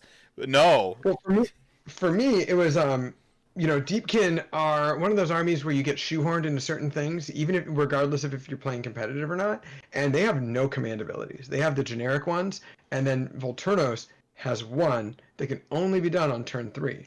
So he just happened to have commanding. There was commanding terrain on both sides. So by turn 3, he had 6 command points, Yeah, and he can spirit bomb with them because it stacks. So yeah, the so bonus attacks, right? Like bonus attacks. bonus in a bubble. attack. It's a bonus attack for 3 units. Yeah, in a bubble. Yeah. Over and over and over. Mm-hmm. With the new Achillean, with the new turtle. It was hurtful. Brutal. But so because of that, because of my distaste for Teclis, at first I had written, I don't know, some hipster shit, and then I put in a second one, which are not accurate because they're not punk rock, and I did go on one. I did finally. My journey ended to a punk rock song. But so first I said, I don't know, some hipster shit. Then a little later on this afternoon, or when I was thinking about it and I was at work, I was thinking, I put The Cure / Morrissey or some shit, because like Morrissey is hot garbage, and hot take if people in this chat like him, but he's a very problematic individual and not fun. All around bad time. Yeah, it's the thing is, like, I like the Smiths, but I hate Morrissey, and how do I reconcile these two things? I can't. You can't. Like, it's just like, it's kind of like you can't. Yep. Christian totally gets it. As a person, he sucks, and also as he is an embarrassment to like punk rock or counterculture or even vegans. Like he is once saying like be nice to animals or I'll kill you. I'm like, don't say that. That's you're not gonna get anyone on your side with that shit. Anyway, he's just awful. So then I did finally get to one, and I was like, you know what? Teclis is nothing but a big fucking nerd, and of all the gods, he's a big fucking nerd. And we talked a little earlier about Bad Religion, how the singer of Bad Religion is a professor, and that is pretty nerdy. But there's one other punk band that also happens to be a West Coast punk band that just happens to be a little nerdier, and that's the Descendants. The singer of the Descendants is like literally a fucking rocket scientist, and so Offsprings is a nuclear physicist or something like that. I didn't know that. Yeah, that's awesome. Yeah. Wow. He's a physicist, and he had a picture of his daughters in the driveway, and he had them standing 6 feet apart with chalk, and he wrote, "You got to keep them separated," on his Twitter or Instagram. It was one of the greatest things It was one of the greatest things of our time. So he's like a physicist, and so like it's like he had the kids as like atoms or something. Like it was wonderful. So that's wonderful. I had no idea. That's really. I'm gonna have to like look that up now. Yeah. But yeah. So the singer of the Descendants is a nerd, and he's even got they even have a song from the Everything Sucks album, which is one of the more popular albums, called Mass Nerder, and that one it's basically a song about saying like I'm gonna beat your ass when we get to class kind of thing. And or like I'm gonna beat your ass in class primarily, and so it's all about like sure, like you can beat me up and you can kick my ass and you're stronger and faster and cooler than me, but like I'm smarter and I'm a nerd and I don't give a shit, and that's really the big premise of the song. So for me, I was like, yeah, he's a fucking nerd, but he's also like, in my opinion, kind of an illusion. I don't think he's a real person, but like that's a whole nother fluff aspect that I think will eventually come on, or I'll be dead wrong. Who knows? Yeah, so Brian Holland, stage name Dexter Holland, PhD in molecular biology. So when coronavirus started kicking off, if anyone knows anything about viruses, it might be a molecular biologist. I gotta keep them separated. So good. Oh my god, so that's good. So great. Yeah, the universe has a sense of humor sometimes, right? So yeah, speaking of like elf gods, I did Alariel and I did Days and Days for a similar reason that you did the Descendants. And I was really like, I don't know, some hipster shit, like Days and Days. Which is like, which is folk punk, and and there people like out there truly love Days and Days, but like they have banjo, they got the stand up bass, like and stuff like that, and there are people out there who would say that punk origins actually date back to the 40s with like Woody Guthrie and stuff like that, who you know, this land is, you know, made for you and me was actually a sarcastic takedown of God Bless America, and like the original lyrics are like super scathing and sarcastic. He actually wrote it. The original title was God Blessed America for Me, and then like obviously the record label made him change it and stuff like that. And so like that was that early, if you can think of a time period when the only commercial music was really folksy, and you know, that sort of stuff. A lot of people cite Woody Guthrie as kind of like the original punk rocker. Yeah, So, I see that. Yeah. But yeah, Days and Days is kind of an evolution of where punk has sort of kind of migrated back towards like the folk punk, you know, the Woody Guthrie sort of influence, the outlaw rock of Johnny Cash and stuff like that. So a lot of that migration back to that. So I think Alarial fitting in as that sort of, you know, still punk, but that you got to have the folksy vibe in there. Yeah, and I like, so I gotta say too, I mean, I didn't, the fact that so many people are bringing up Midwest stuff too, just comes to the point where there's no such, like, I think too many people generically like to think of the coast when they think of punk rock culture in the United States too, and like, you know, Hotspur just mentioned The Spike is a Pipe Bomb, and I believe that they're a Midwestern punk band as well, in addition to all the others. And as a just total segue here, or a total side point here, I want to say one of my favorite fucking like punk festivals. I want to say, I use punk in air quotes because it's not just punk rock, but one of my favorite fucking music festivals I've ever been to was 2013 Riot Fest in Chicago, and it was one of the best festivals I'd ever been to, and I've never been to the fest in Florida, and who knows if I'm ever gonna be because of everything. But Midwestern punk rock is nothing to fuck with. It is real fucking tight. I agree. Much like Chat Gang, ain't nothing to fuck with. No, there's actually a big, like the Chicago punk scene in particular, the influence that had in pop culture. Do you like? There's a reason that Vampire the Masquerade's original sort of splat books, quote unquote, were Milwaukee by night and Chicago by night. There's a reason they chose those cities because I believe the company was actually based out of like the West Coast, like Oregon area. I don't think they were local. They were locals, really? But I could be wrong. They might be from Chicago. I can't remember. Gosh, I'm drawing a blank. It's been a while since I've refreshed on my VTM minutia knowledge. But there's a reason that those two books were there, because Vampire the Masquerade was essentially a very punk RPG. You think about like the RPG resurgence was happening in the 80s and 90s, and that was when they were kind of going out and scooping up all the random ass IPs and just making RPGs out of them, right? That was that sort of first block of that, and that caused some stuff. And Vampire just kind of comes along and like punches that notion of buying up existing IPs in the mouth by taking folklore and just like fucking with it. And so there was like a whole undertaking for the VTM game. And again, there's a reason they put it in. They put it in Chicago. Also, I mean, a lot of the meta plot has to deal with the West Coast now, which I think pays homage to the sort of to the punk scene. If you look at a lot of the like where the splat books are, it's punk epochs that they're talking about, because it's a punk game. But sidebar done. I agree. Midwest punk ain't nothing to fuck with, and it's weird. You don't think a lot of like sort of rural individuals have a lot to think or say about like the status quo and wanting to undermine it or lash out against it. But especially Chicago, especially Milwaukee, Kenosha, obviously. One of the bands that I think is most responsible for post-punk, Fall Out Boy, they recorded in Wisconsin, right? Like that first album that kind of came out, and I think that was one of those like really like commercially successful, tip of the iceberg type moments for the post-punk resurgence.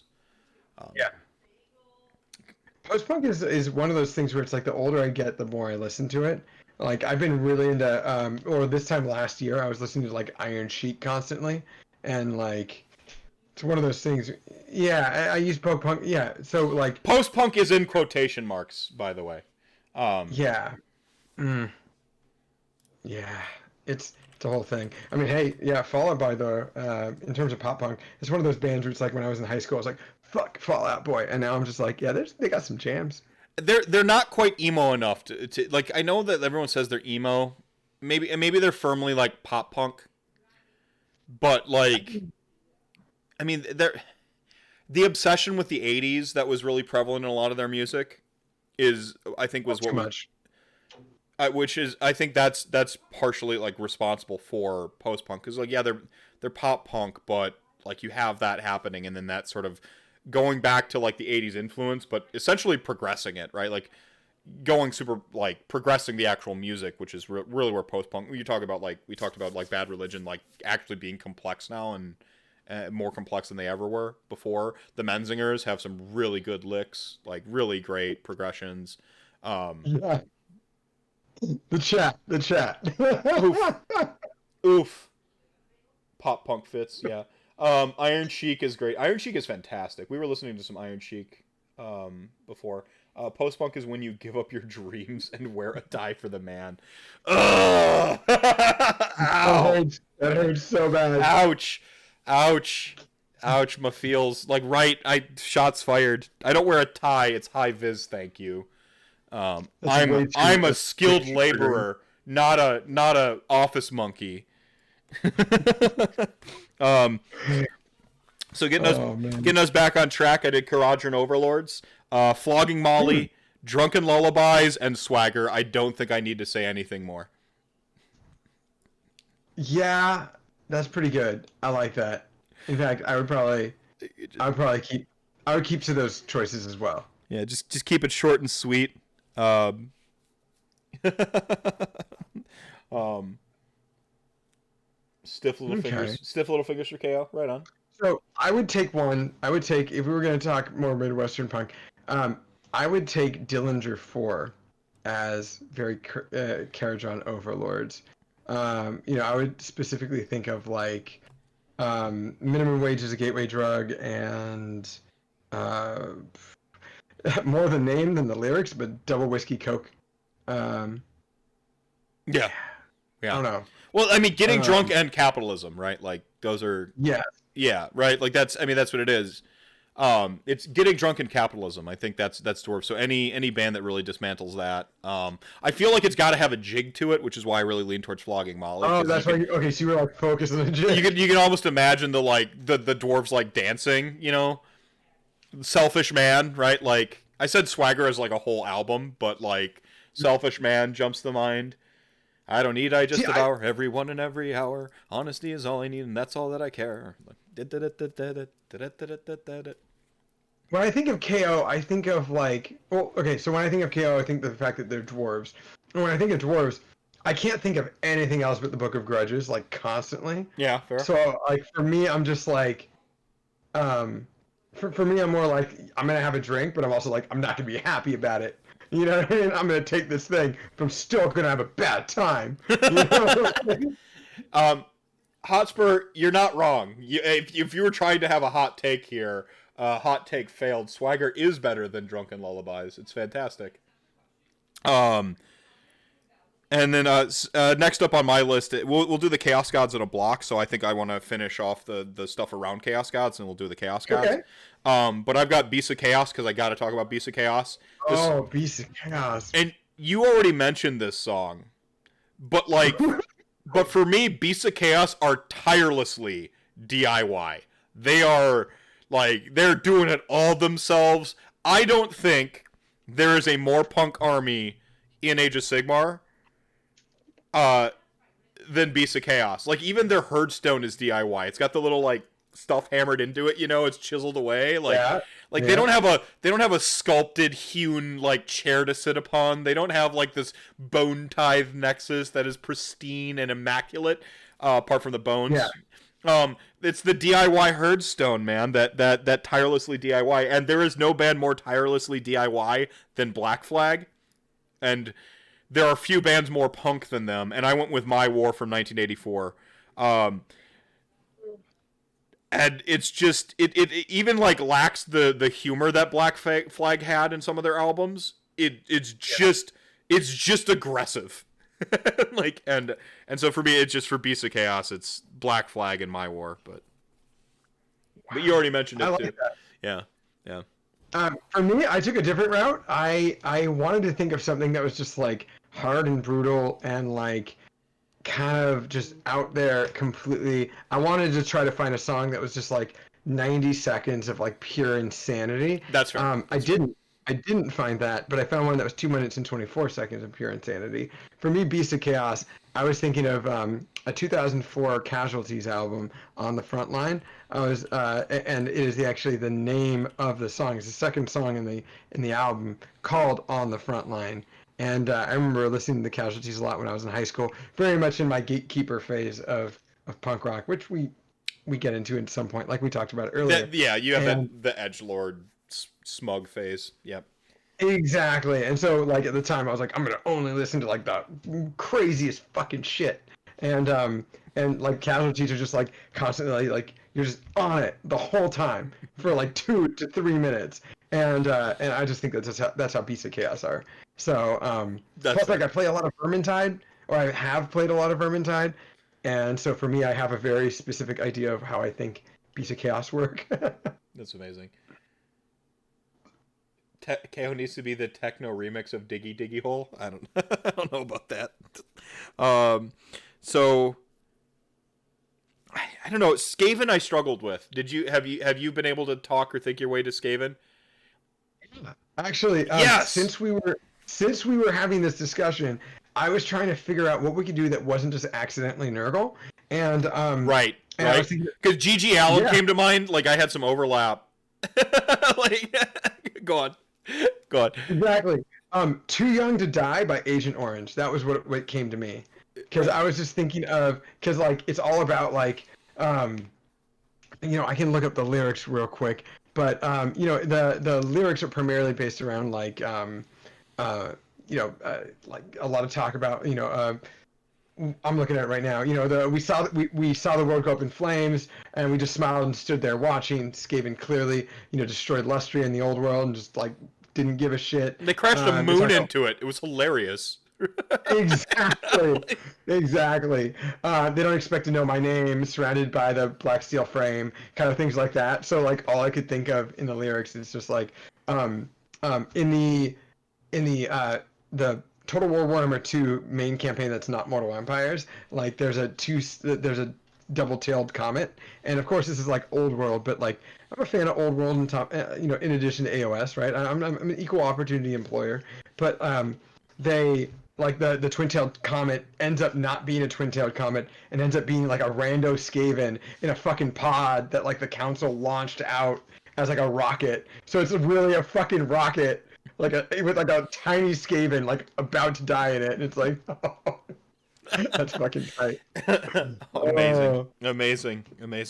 Yeah. Croak I drew blanks on because I feel like Croak right now. I just kind of. Do you have one? Did you get for Croak or? Dude, I was not able to get Croak. All right, Croak is so hard. I feel like you can't even play punk rock with Croak. I know. I mean, that's the thing is like Captain Beyond. Like you're listening to like some fucking Captain Beyond for Croak. Like he's a Nardwar of fucking punk stuff. Yeah, like totally different. Yeah, like he's just not like you're listening to like some prog rock. You're listening to like some psychedelic. You're not. If you're down with Croak, I don't think you're listening to punk. I tried really hard. There's some like crazy psych punk and stuff like that out there, but like I just none of it like really seemed to fit. So I think you're like on like the Captain Beyond train or fucking yeah. Just something that's just some whacked out psychedelic. I couldn't. I tried. They're too normie. You know what I mean? Like Hotspur says Croak is Hawkwind. Not familiar with Jork is Croak. Okay. Yeah, so for me, like when I think of Seraphon, especially like I play Seraphon right now, and I play a lot of like Qual's Claw. because the correct pronunciation took me a while to realize that. I was like, oh, this is actually directly Mayan. But they're just like way too missionary position. They're just like it's too much. Lemmy's band before Motorhead. Hell yeah. What was Lemmy's band before Motorhead? I have Hawkwind. no idea. Hawkwind. It was literally called Hawkwind. Yeah, yeah, Hawkwind. Okay, I gotta check it out now. Very spacey. Hell yeah. So, like fucking Rainbow and shit. Go ahead. Speaking of spacey, Bad Religion's second album ever is called Into the Unknown. And it is incredibly hard to find. So much so that the only person who hasn't consistently been a member of Bad Religion since the early 80s has been the drummer. And I don't know who the drummer is right now, quite frankly. But I know that as of at least 2 years ago... It's like This Is Spinal Tap. Like, there's just always a different drummer every scene. Like... the one of the drummers that was at least active as of a couple of years ago, he was the youngest person in the band. You know, everyone was in their mid 50s and he was in his like mid 30s, for example. And so I remember this is back when like messenger boards were a little bit more like regular, active, common, etc. And the something awful era or post like something awful. Oh no, you're talking like about band message boards like WoW forums. Yeah, right. Message board band forums. And I remember he himself actually like made a thread on there. He's like, hey, listen, like I know Into the Unknown exists. I know it's an experimental album. I know it was their second album ever, and they never went back to it. It is very hard to find, and my bandmates won't let me listen to it. Can someone send me a copy? And I have listened to it. It is a synth album. It is a 1984 or 85 synth album, and it is the wildest fucking thing. It's awful. It makes sense that they wanted to like bury it and never bring it back again. You cannot find it. Like vinyls go for hundreds of dollars. It is a fucking relic, and it's Bad Religion, and it's the weirdest thing ever. Like, now I just want to hear it. Now I just want to hear it to hear it. Like the context is interesting because they, being a part of the LA scene, they had witnessed some of the bandmates during a show had witnessed violence against a two people, an LGBTQ couple, and they got so like disgusted by the community at the time, and we're talking like 1982, 1983, that they like wanted to remove themselves from punk rock. And then they had this like experimental album. Then they went back to punk rock and were like, you know what, we're gonna like make a change. And so they had like a very positive thing with wanting to just like change their local community. And that's just like much more on an internal level. It's not something that's reflected in their music. But that's why Into the Unknown exists, because they were just like, fuck it, we're just gonna become a synth band. Fuck all of you, which is also incredibly punk rock, ironically. Yeah, amazing. Yeah. I think that.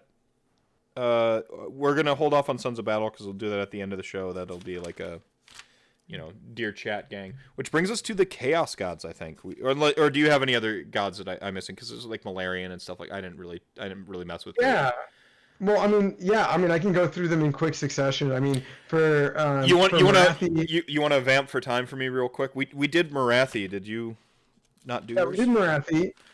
I did for my L'Oreal. I was looking at a couple of them, and one of my favorite bands in the entire world is well, first of all, I was looking at March of the Crabs by Propagandhi. I'm a huge fan of Propagandhi, and then also Omega Footprint by Strike Anywhere. Strike Anywhere is one of my favorite fucking bands in existence, and they have not made an album in like 11 years, which is heartbreaking. Strike Anywhere isn't a band from Philadelphia. It's definitely a Philly PA one. Very anti-fascist, very progressive leaning. Some of their music is the best. One of my first tattoo was an anti-fascist circle because I was just like really into Strike Anywhere and I was really into that shit. So yeah, fuck yeah. Okay, cool. Hotspur knows it's good. I really enjoyed that. For L'Oreal, so Omega Footprint really stood out to me primarily because it is one that is very clearly, like I said before at the start of this show, I did go a little too on the nose with everything, and that is very much one about the planet and about the environment. Same with March of Crabs from Propagandhi. Really big fan of that. They got Thick though. Oh, yeah. For For Tyrion, I didn't know what to do because just like Teclis, he's just a slightly cooler version of Teclis. They the one that I really wanted to focus on was what is it? Oh, I can't even read my thing.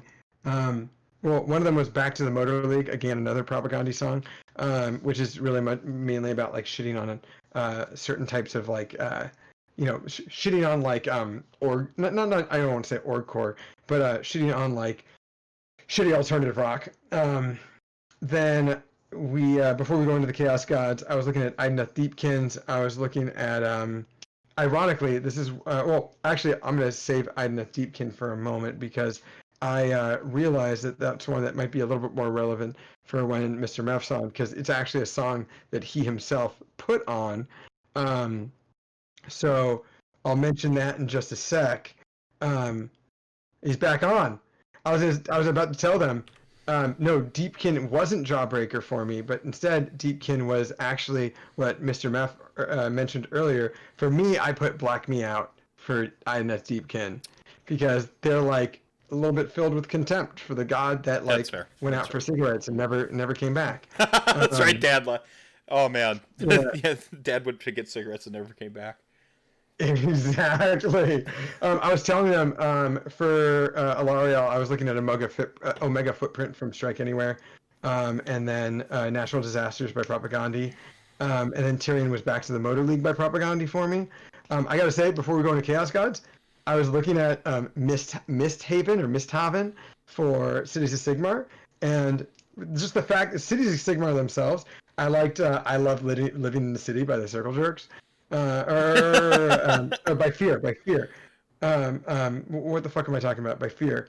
But Misthaven, I was thinking of Artificial Confidence by Direct Hit because they have an entire album that's basically a drug trip, and that is like a perfect song about like the internal conversation you're having with yourself when you are like tripping balls. And if I were to go very lightweight on that, I've been to LVO and been way too high on edibles before, which is again very much rudimentary and very much like beginners level there. But let me tell you, wargaming high, some people can do it. I absolutely can't, will not, cannot anymore. Too much. Tomb King Tristan says Mutiny by set your goal for Deepkin. Do you know who they are? I'm not familiar with this one. Oh, okay. So, Tomb King Tristan is, I think, one of my best friends now. Set Your Goals is a posse pop punk band. They're based in the Bay Area. They were based in Walnut Creek. If you can get past the fact that they have two singers and they're very clearly like a slight evolution past like post-hardcore slash like I can't use my words right now. Taking Back Sunday kind of stuff. If you can get past like the dual singers and like the screamo-esque vibes of them, they can be kind of funny, but the vocals are a little tough to get through for some people. They actually have a fantastic cover of "Do You Still Hate Me" by Jawbreaker. They have a fantastic cover of that song, but they are like I was really into them when I was 20 years old. So into them. So that's amazing. No, Modern Baseball has a dual singer thing, and that's not too bad. But it's not like the they have one that's the screamo singer and one's that is the regular singer. It's just I do music streams every now and then, which totally don't get VODed or anything like that because it'd get a takedown notice. But we just like go through and people suggest songs and we listen to them. And Modern Baseball is one of those bands that you're just like I can fuck with this, and I'm only peripherally interested in them, but I've been listening to them more lately, and I really dig the almost like meandering quality of their music, which which is just like something that like punk just does so well, where it's just like it's just sometimes punk is just like I have this single story or narrative I need to get through, and then we're done, and like I kind of dig that about punk rock. Rap too. I also like rap for a similar reason. Oh hell yeah! I mean that reminds me of The Decline. It's just like an 18-minute NoFX song. It's like the one song that I'll still accept of NoFX. My no So my no effects phase was very, very brief. It was like 1 month in my sophomore year of high school, and then I was done with them. It was just like 1 month. I burned a couple CDs using Napster. And then it was it. Like I was like, and then I just moved on. I'm gonna use the restroom real quick. So I got this on. Do you want to talk about your first Chaos God? I can riff for a little bit on my first Chaos God. Yeah. Yeah. So I'm actually going to start with Tzeentch.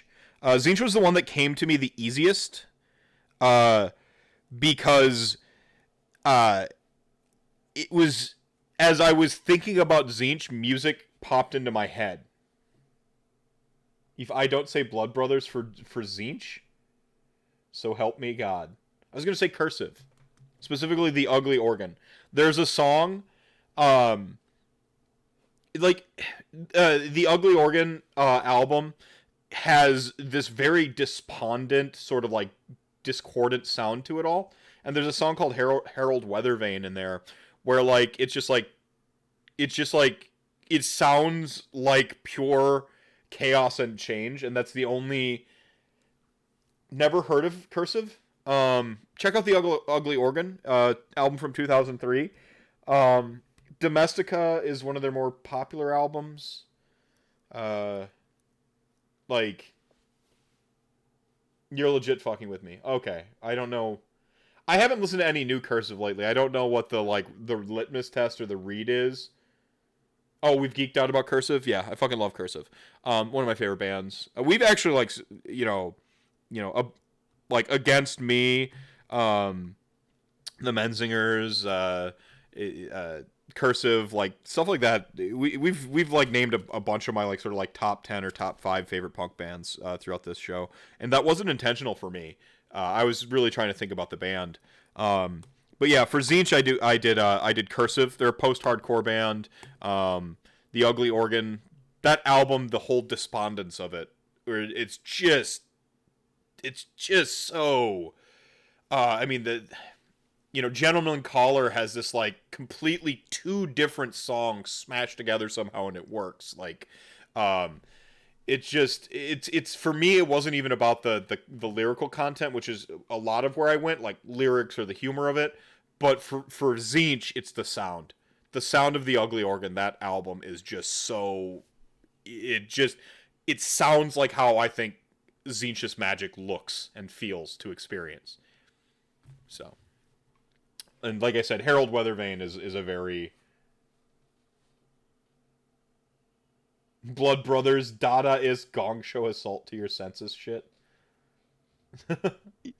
Change my take for whatever I was going to use for Tzeentch and just say Blood Brothers, because I actually think Blood Brothers is a good choice. Okay, right on.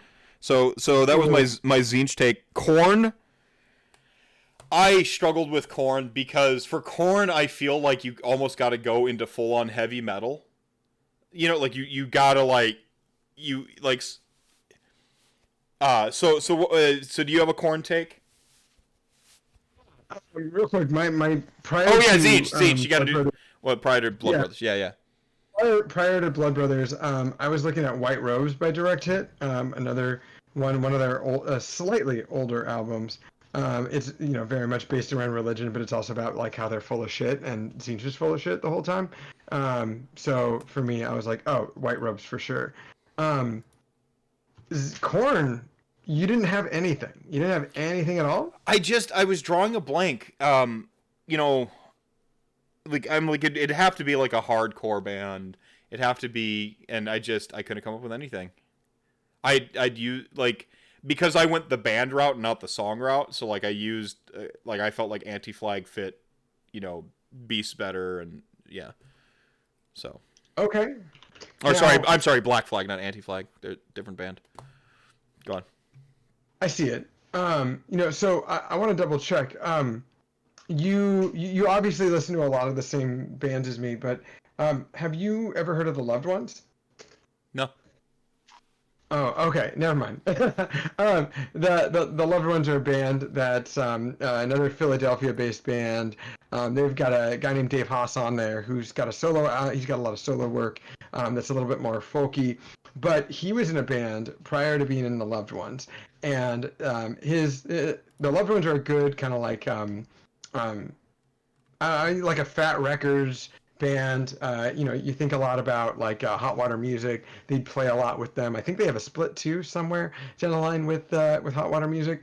But the Dave Haas, he was in a band called Paint It Black, which again, yet another Philadelphia-based East Coast band, and they are hardcore. They are like early 2000s hardcore, but they're not like that like beat down hardcore, which may or may not have been a geographical thing on my side of the world, which was something that like I had to walk away from for a while because it was way too toxic for several different reasons. But it also doesn't really exist anymore in terms of a community. But the Philly hardcore stuff was really great, and yeah, the chat is loving it. Tomb King Christian Hospital know it's good. The Paint It Black was the first band I thought of when I thought of Korn. The singer is a guy who is also another person with a PhD, and he himself he was in a band called Kid Dynamite, and Kid Dynamite is another very well known. It's like all these bands a lot of these bands on the East Coast, they're in like a small biome, so they all are somehow connected. Yeah. So maybe I'll make the chat nerd out here a little bit, but like Dave Haas was in Paint It Black. The lead singer was in Kid Dynamite. Kid Dynamite and basically broke up.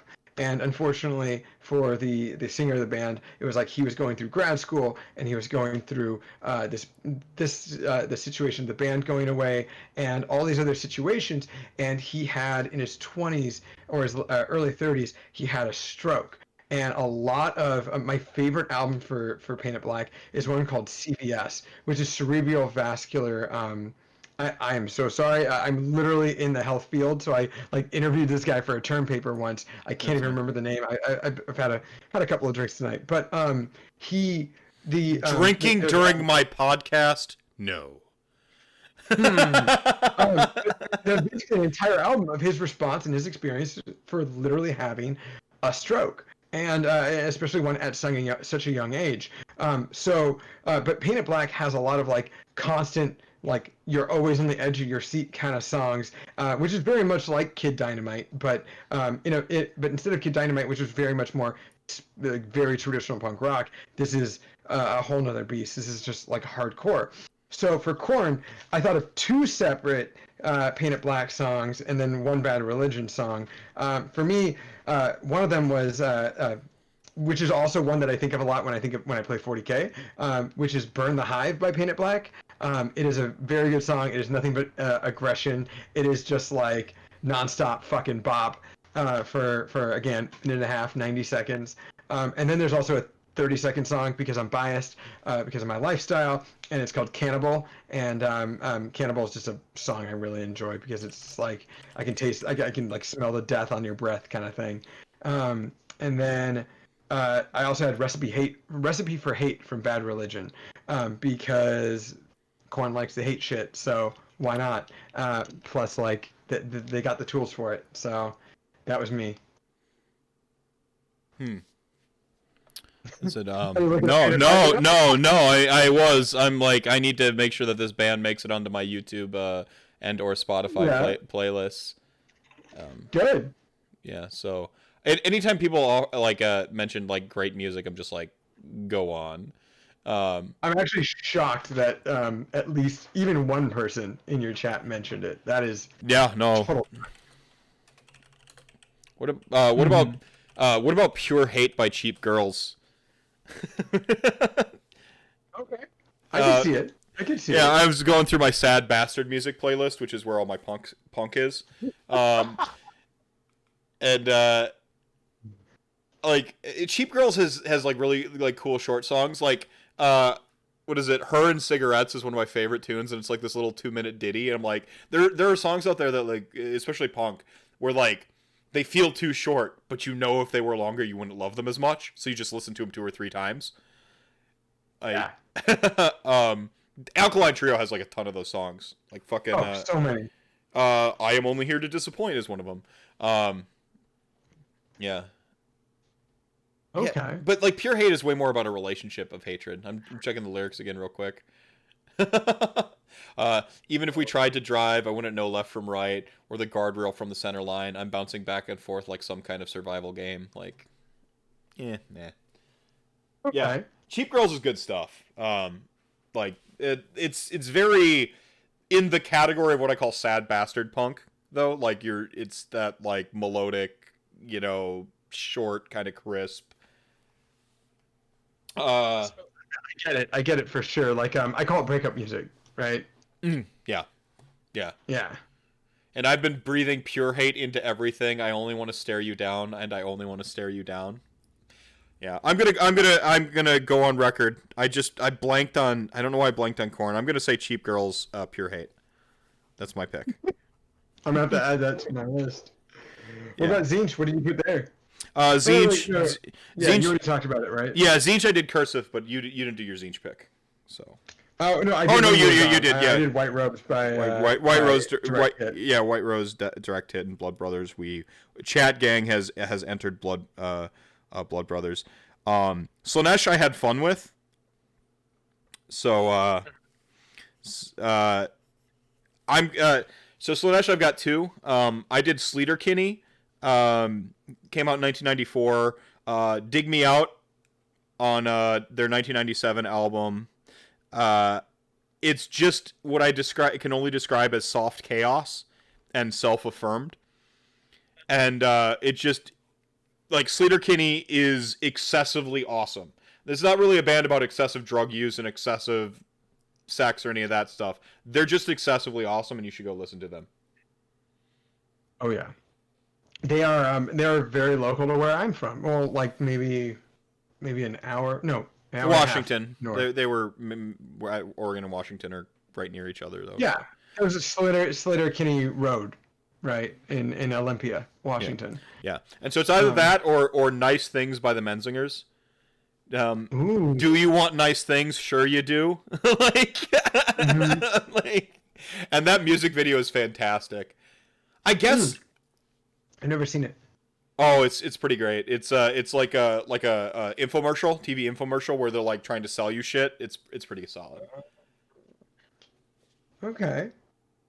For me, my Slanesh ones, my first obvious one, I was just trying to think of, like, I was telling you before that I was like really hard. I was like, the first thing I thought of was like sex, and then I couldn't find like any like sex-oriented songs with punk rock. And you made a really good point where it's like, well, yeah, like most music, popular music is about sex and fucking and shit like that. So like, of course, punk rock isn't going to be all about that. It's going to be about different things. Yeah. So at first I thought I'd slip it in, but then that was like, it's a little too much. It's like a little too much about like really a guy who's just like not happy about being a little bit more paranoid. I wouldn't really call that necessarily Slanesh, but I actually got to give it to one of my favorite fucking bops, which is Closer by Tegan and Sarah, because it is all about just fucking. There's no pretense. There's no pretense. Yeah. It's about getting on top of someone and just doing it. Like. Yeah. Right on.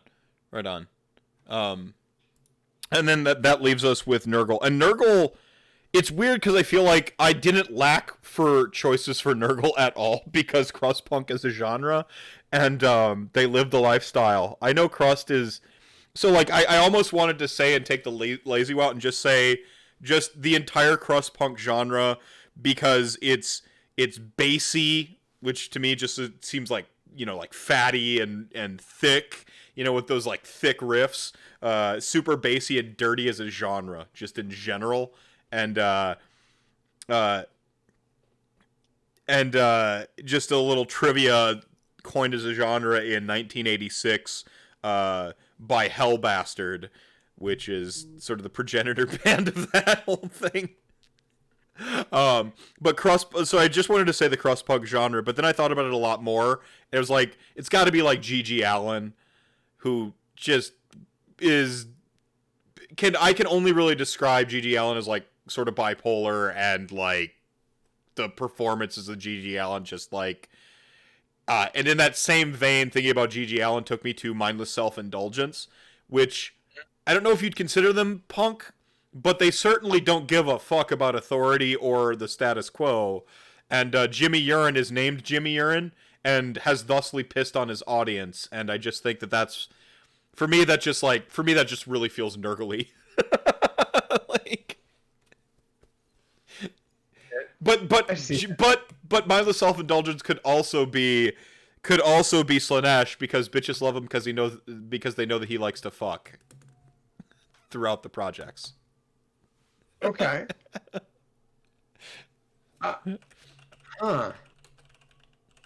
Nurgle was a hard one for me, but I had one where I was thinking about Sheena is a Parasite by Strange House, or the Horrors album Strange House.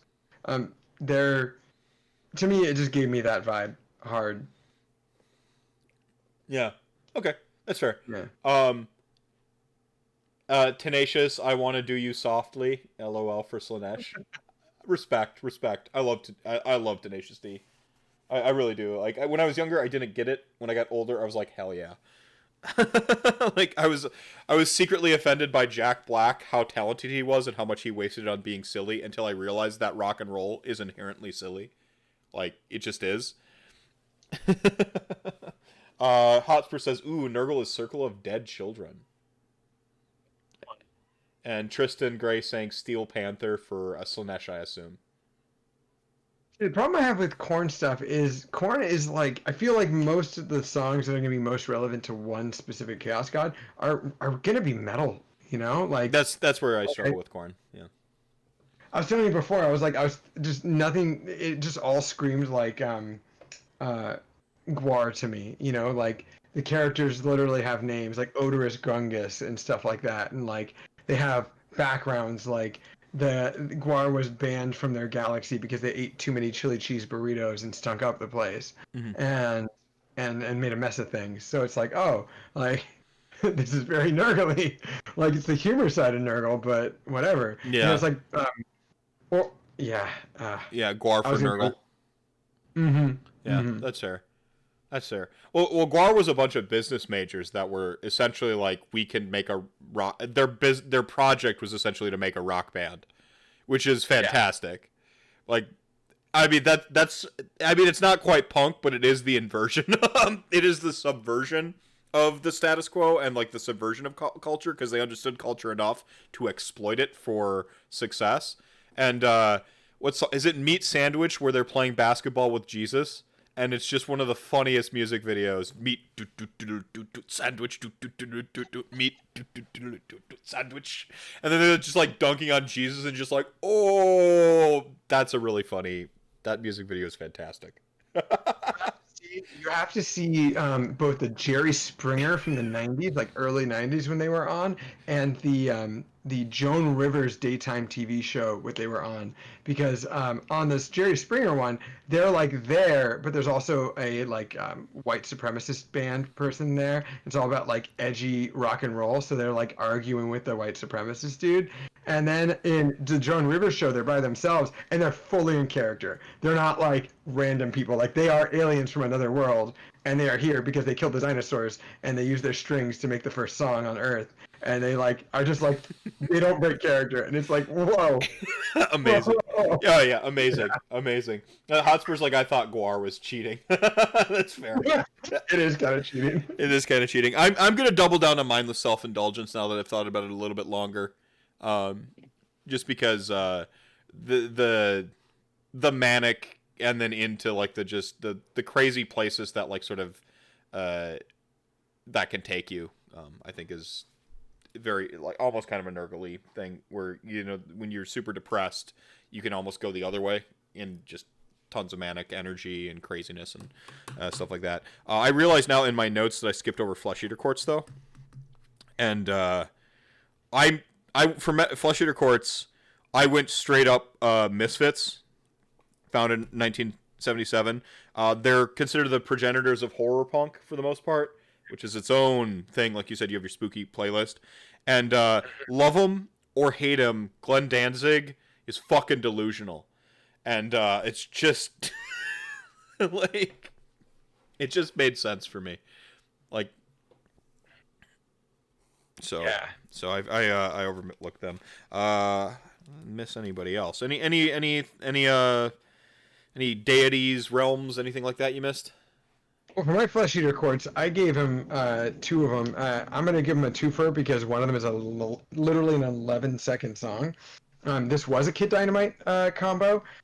There was in the album Shorter, Faster, Louder, which is, for context, Well, very that's punk just rock. mean. Morrissey is fact. That's just mean. Morrissey is like, hey, I don't know if you were noticing earlier, but I called Techless Morrissey because garbage. Garbage person, garbage faction, garbage god, garbage album, garbage artist. Anyway, um, Shorter, Faster, Louder is a Kid Dynamite album, and it is 18 songs, and it is 24 minutes long. For context, just the only thing I thought of when I thought of Flesh Eater Quartz, because I recently played in a, like, let's call it, I can't talk a lot about it right now because it didn't work out for me, but let's call it a tryout kind of thing. And I was given like a very bad faction to play, but everyone was given very bad factions to play, and so I was given Sylvaneth versus Flesh Eater Quartz, and someone I know that played the Flesh Eater Quartz played them very rough, and so the whole time I was like, oh, like I either need to go full ass into the Terrorgeist or I need to just try my best to avoid them, which I can't. So two for flinching is a 11-second song for Kid Dynamite, and I just thought of that. But then if I were to be more specific, 2 songs later, the last song of the album, Give 'Em the Ripped One, is probably the most relevant one I could think of for Flesh Eater Quartz. It's just nothing but chaos for 1 minute and 59 seconds. Amazing. Yeah. Awesome. Yeah. I've pretty much gone through my notes except for Sons of Behemoth, and so if you've got any other, I know we probably missed some factions in here. And real quick, if you're listening to this VOD, you've got the comments down there on YouTube. Add your own spin on any of the gods we've talked about, any of the factions, anything we didn't cover. 100%, just jump in on this conversation. It's a thought experiment. It's really in how you justify it. And that's the beauty of something like this. No right answers. Punk wouldn't let you have right answers anyway, because that's not punk. Apart from being excellent to each other, and subverting, unjust systems. Can't tell you how many times I've been across the table in like a tournament, and someone's rolled really well against me, and I've been like, "That's not very punk rock of you," and they're just like, "What? What?" I'm like, "Okay, never mind." Yeah. I definitely have a Sons of Behemoth one, so I'm very curious about what yours might be. Oh, my Sons of Behemoth was going to be a Dear Chat Gang. Please submit yours, but you go ahead. You definitely have one. Go on. Oh, I was thinking of Hard Times by the Cro-Mags. The Cro-Mags are an East Coast punk rock band, an old hardcore band from the 80s. They still exist. John Joseph, who is their singer, he is very, very interesting as a human being. He does like walking tours of New York City, and he's very active on social media, and he's like an Iron Man athlete now, despite his age, and he just has like the thickest accent, like the thickest like Brooklyn accent, and it's just he's a really funny guy to watch online. And Hard Times is a very good, like, when I hear the song, all I do is I think of giants like smashing shit. That's amazing. That's mine. That's a good endorsement. Mm-hmm.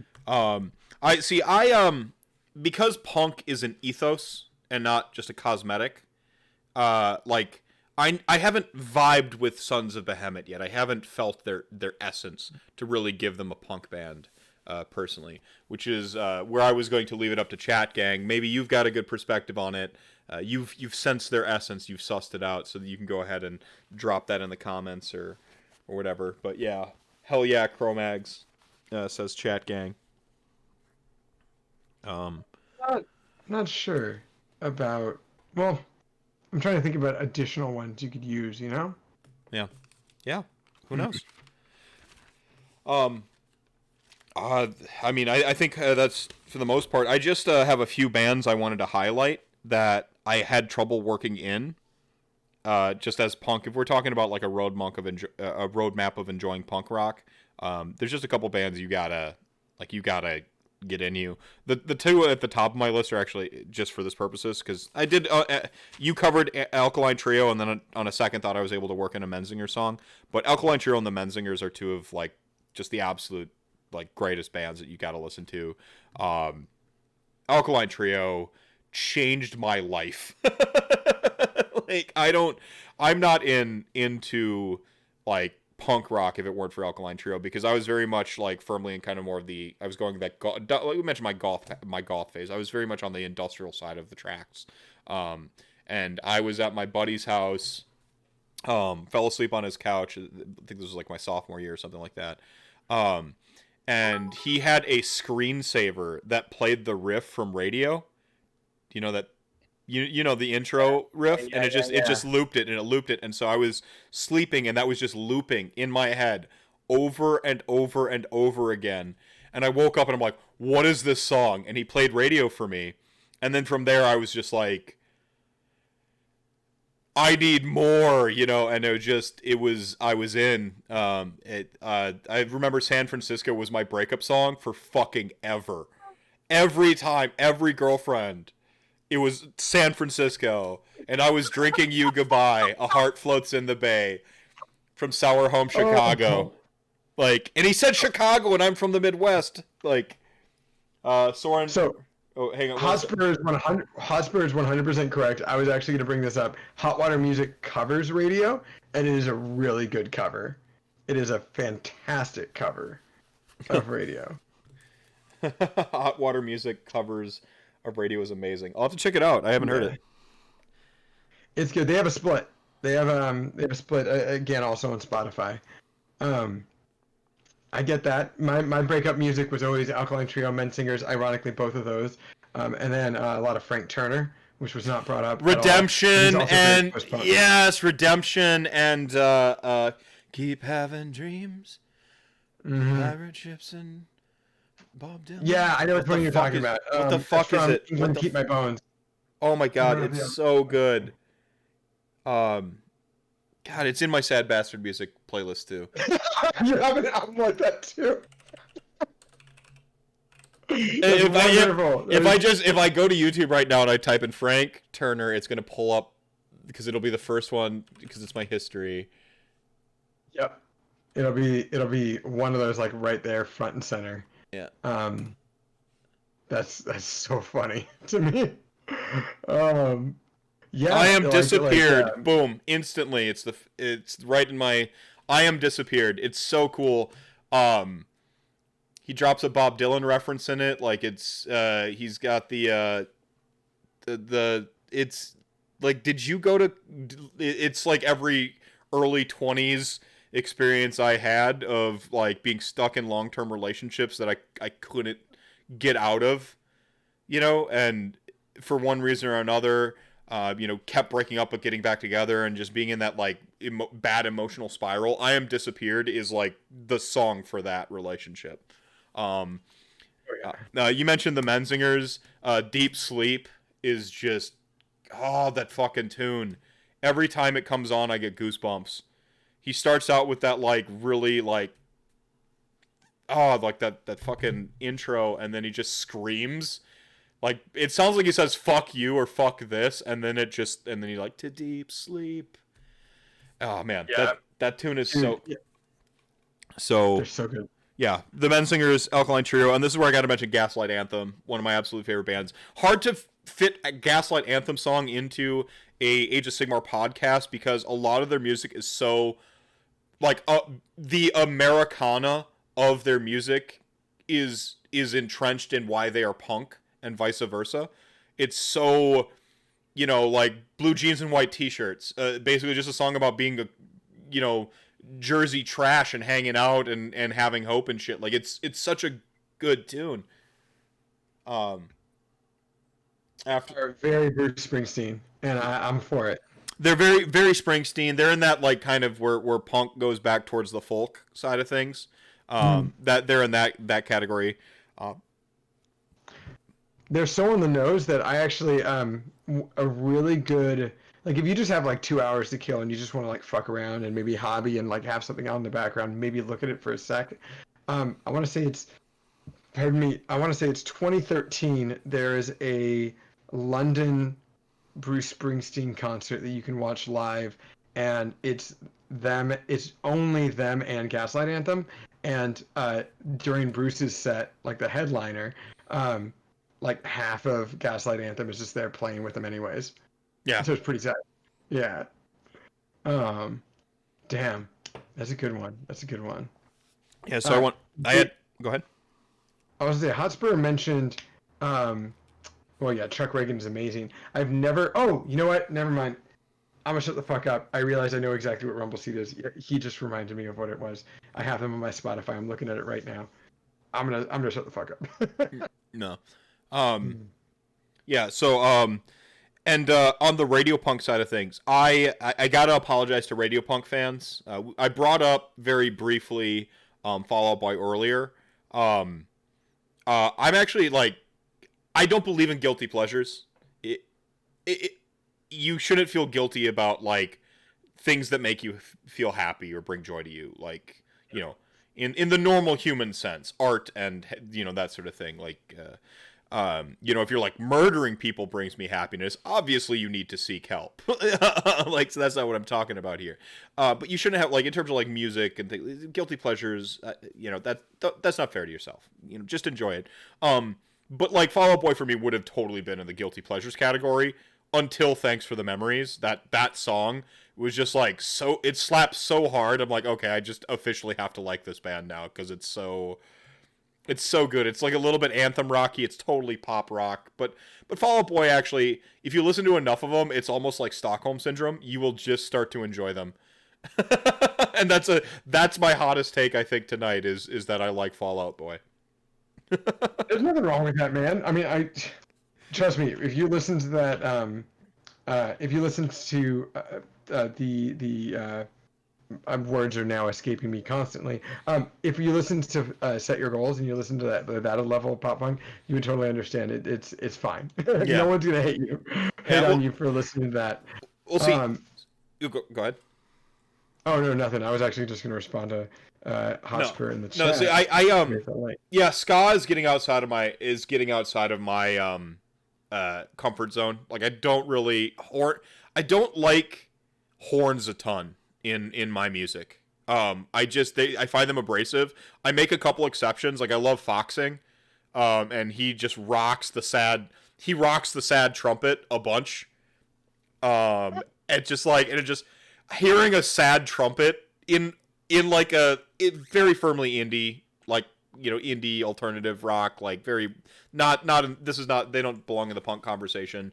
They're a lot like they're like weird Radiohead is like the only way I can really describe them. So Radiohead. They're like weirder Radiohead, like very, like, they tend to be like pretty complex and use a lot of like they synth they have some synth in there, and then they just randomly have like sad trumpet and then like guitars and shit. I'm gonna apologize to Hotspur. I put Ska Sucks by Propagandhi and linked it into the chat. So for the record, they are joking with that song, but also like, I'm not a big fan of ska. Yeah, I don't know. Yeah, ska kind of sucks. No, I don't want to yuck anyone's yum. I don't want to, you know, if you're into ska, that's right on. But like horns and it just, like, I can listen to jazz and like, you know, like I can listen to some big band stuff, but it's just when you throw it in my rock and roll, I'm like, get out. Like,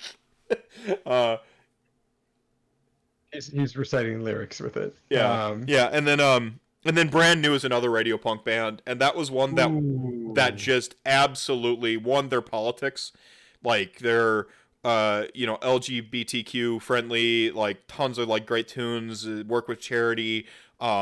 They're, you know, even something like Hero of War, where I feel they balance the desire to be, you know, to fight for your country and all that, but then that sort of despondence that you may or may not feel like as a veteran. Like they're so locked in with what I think is like the modern American like problem, and there's still a really, I mean, in terms of like we talk about like punk is about sort of like that, taking that sort of like contemporary society or music and questioning it and subverting it some.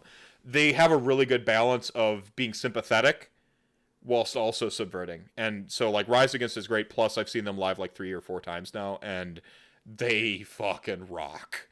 So I can listen to most live music, even ska, because I'm just entertained by live music. But like Rise Against was like next tier, and that once I heard Rise Against and really came around to them, I was able to go back and listen to stuff like Brand New, which I just completely dismissed. Yeah. I lumped them in with like Good Charlotte and My Chemical Romance Really? and Yellow Card and all those bands that I just like meh. But they all just kind of like that screamo and emo era all meshed into one like amalgam of music that I just like. I'm like, this isn't real punk. You know, like I had that like arrogance about it, and like you can't be punk if you're played on the radio. You know, the G.G. Allen sort of douchery in like infesting how you think and feel about music. So yeah, so Brand New was one of those bands I came around to. Like we're talking like these last few years, I came back around to the Jesus Christ, the Gazer, Six at Gloria. Like they have you know, I Believe You But My Tommy Gun Don't. Like they have a bunch of great tunes, and I'm like, wow, why did I dismiss this band? So that's go ahead. I was gonna say they're like, so Brand New is a really good band, but I'm curious. So in your perspective, you believe that they're a little bit more meshed in like a punk genre? Like as opposed to like what, emo, right? Like Yeah, as opposed to like emo. You got to keep Or in do you mind. put emo as a part of punk? Can I ask you how I think emo's an offshoot of punk? Can I ask you like how old you are, without being weird? I'm 32. 32. So just a touch younger than me, and I hung out with older friends, so like I got that sort of 80s. That's where I got in. So like I don't know if you remember Periwinkle, Weezer. Yeah. Okay. Did you get to listen to it in its time, like when it was coming out? In the Garage was played on the radio. You know, you maybe get Sweater Song, but like In the Garage was the one that played a lot in our area. And for me, that was emo. That was the only emo band I knew at the time, was Weezer. And like, if you look at only Periwinkle, not fucking Beverly Hills, and where they become everything everything that they stood against by having all the like the people who didn't get it start to listen to their music and think they're that whole fiasco. But like Periwinkle, that's their only album, right? Like that comes out, and In the Garage, I'm a nerd. I play. He mentioned D12s and shit, like and Kitty Pryde, like you know, like I'm so into this, like it's nerd rock. And so for me, like I'm like, that was emo, but then it also sounded a lot like a lot of the punk I was listening to at the time, just without a ton of the like the viscera, essentially, that I was listening to for the punk at the time. But it's the 3 chords and pretty straightforward. And so on the flip side, then you have like Offspring, and like these two bands belong on the same radio station in that period of time for me. So as emo kind of emerged, I like when you listen to like All the Small Things by Blink-182, and then like just fucking any song played on the radio before or after it, it was just all lumped into that same category of radio punk is emo is yada yada yada, because it was all the same stuff. Screamo was the only thing that was divergent, like Hawthorne Heights, which I do like one Hawthorne Heights song. Like I probably don't dislike a bunch of them, but like, you know, they're too I guess they're too on the nose. There's no humor there. What?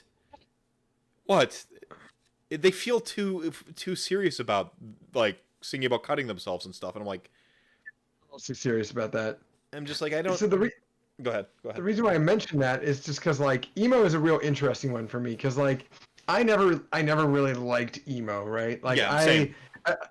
It came out when I was very much in my like gatekeepery phase. So by the time I got out of that, I was just like, okay, well, it's just not a part of my life. Same. But my fiance, she's really into emo. Brand New is actually one of her favorite bands. It's like that and Jimmy Eat World, basically. And when we first I met, love Jimmy Eat World, by the way. Like fuck his yeah. new tune is fucking fantastic. Like, it new to me, but you know the where he's dressed up like a goddamn Borg with like the fucking 80s hair in the music video. It's so good. It's such a slow burn too. Like ooh, I love Jimmy Eat World. I love good the. live. Do you know how Jimmy Eat World got his name? Mm-mm. You don't know this? Oh, this is one of my favorite trivia bits. So, welcome to RantCast as a tangent. His little brother, who I believe is on the spectrum, drew a picture, and it's got like, and he named the picture Jimmy Eat World, and so he like named his band Jimmy Eat World. It's fantastic story. How can't you love it? But we used to go down down the street. Again, pre-pandemic. Go down the street maybe about 4 years ago, like right when we started dating, and we went to like emo night in Portland, and it was like a very specific thing, and it was a lot of fun. And I never really listened to that much emo. I usually like had a few guilty pleasures that were emo songs, but never really had like a lot that would actually explicitly say like, oh, I listen to this regularly. And so I didn't really listen to any Brand New until I got with my fiance, and then like we've been to I think two Brand New concerts now, and they are great live. Same with Jimmy Eat World, they're fantastic. Can't say anything better about them. They're great. Yeah. So emo, I guess I really very much view emo as like the next progression of punk to radio punk to emo, and that's really how it is for me. That's why I lump them in with punk for the most part. They're just like that other kind of radio punk to me. And that was the gatekeeper phase, like you mentioned it. I had it too. This isn't real punk. It's played on the radio. You can't have real punk on the radio. I'll make an exception for Offspring because I liked them when I was younger, but now that I'm older and I'm cool and I have opinions about, about how the Clash has country western roots, and I know shit like this now. Like, ugh. I bet you can't even name a band member of your favorite band. That kind of fucking shit attitude. Oh my god. my fiance used to be a bartender, and she has this tight shirt that's it's like a Ramon shirt, but it's Linda Ronstadt. Mm-hmm. And she got confronted by like a patron who was like, name one of her albums, and she's like, the Spanish ones or the English speaking ones? And she's just like, and then the guy just like, shut the fuck up. Yeah. Like because I can name drop Patti Smith, I'm a connoisseur of punk rock and roll. Yeah. No, so I wanted to do a little sidebar on radio punk. I still don't like Blink-182. I just can't get into it. I don't know. I know everyone hates me. I know. Matt Skeeter was with them for like 2 years. It doesn't. Every time I can't undo Tom DeLonge's voice. It just grates on my nerves. Where are you? No. Yeah. Okay, never mind. All the small things. Fuck off. Shut up. Shut up. Hey, stop talking. He got the government to for UFO. Yeah, he did. He totally co-opted a bunch of funding that was going to not famous people who have been doing really, really hard work in ufology. God, shit. People know I have opinions on this shit now. Like he took a lot of funding from like ufologists who have been trying to get that funding for fuck ever just because he's some famous dillhole. Fuck Tom DeLonge. And in the long run, he's gonna set back the exploration of the great beyond and the stars. God damn him. The other dude's dope though. I can't remember his name. Yeah, really cool. And then red jumpsuit apparatus, right? Like he did red jumpsuit apparatus. No. What the fuck? Was Red Jumpsuit. Okay, so Red Jumpsuit Apparatus has a weird relationship to punk rock in a very strange way. Plus 44. It's plus 44. Plus 44. Yes. Sorry, Red Jumpsuit Apparatus they threw themselves off of Warped Tour. I think in like 2009 because they're like a Christian band. They're like a very religious band. They're a little strict, they give themselves rules. And Fat Mike got the singer drunk, and then they got so upset that the whole band dropped out of Warped Tour. Wait, were they straight edge, like legit straight edge, like hardcore Christian, or no, not quite? I think they were hardcore Christian, but they weren't straight edge. But they were like so they couldn't quite turn water into smug sense of superiority. Like they weren't. Okay, all right, just checking. Goddamn. Oh. Shout out to the Onion. Yeah. Aquabats. Wasn't Aquabats. Funny thing he says about Aquabats. So, oh no, never mind. I'm thinking of the Phenomenauts. I have a story about the Phenomenauts. I don't have one about the Aquabats. Yeah. Yeah, no, Travis Barker's cool. Like he's cool. Like he's fine. And I mean Adam's song is good, and I actually like I Miss You. Even though it's Where Are You? And I'm so sorry. And then Tom DeLonge comes in and like ruins it. And I'm just like, dude, fucking shut up. Just let Barker sing. Like, fucking, god damn it. Yeah, just like let it go. I will say they have some good old songs that are really good breakup songs, but that's just my opinion. I'm sorry. I'm gonna get like hate mail now. Like I'm just getting all the tweet. Like you don't like Blink-182 and you call yourself a punk fan. I'm like, Gatekeeper Phase, they weren't punk to me. They had songs on the radio, and they had multiple songs on the radio. It wasn't just like that one song that the cool DJ slipped on the radio, which was in La Crosse, Wisconsin. It was a great now defunct, but it was The Buzz. I think it was like 102.1 or something like that.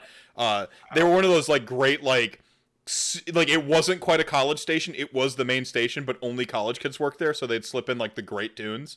That's where you get to hear you wouldn't just hear Lump by the presidents, presidents of the United States of America, Lump or Peaches. You'd hear like Little Dune Buggy and shit. Like they'd play all the weird like off the album, or, like they'd play all the non-singles and stuff. See, Little Dune Buggy in my hand. That's pretty tight. Yeah, so that station was really awesome, and it really helped form my sort of eclectic taste in music, because I mean, when you're young, you're really insular in music. You're just like, I only like this genre, and you have like your guilty pleasures, but you can't admit that you like them because you're in a clique. At least for me, I was in a clique kind of defined by our shared interests in music. So I couldn't admit that I liked fucking Blink-180 or not Blink-182, Third Eye Blind. Could not say that out loud that I like Third Eye Blind.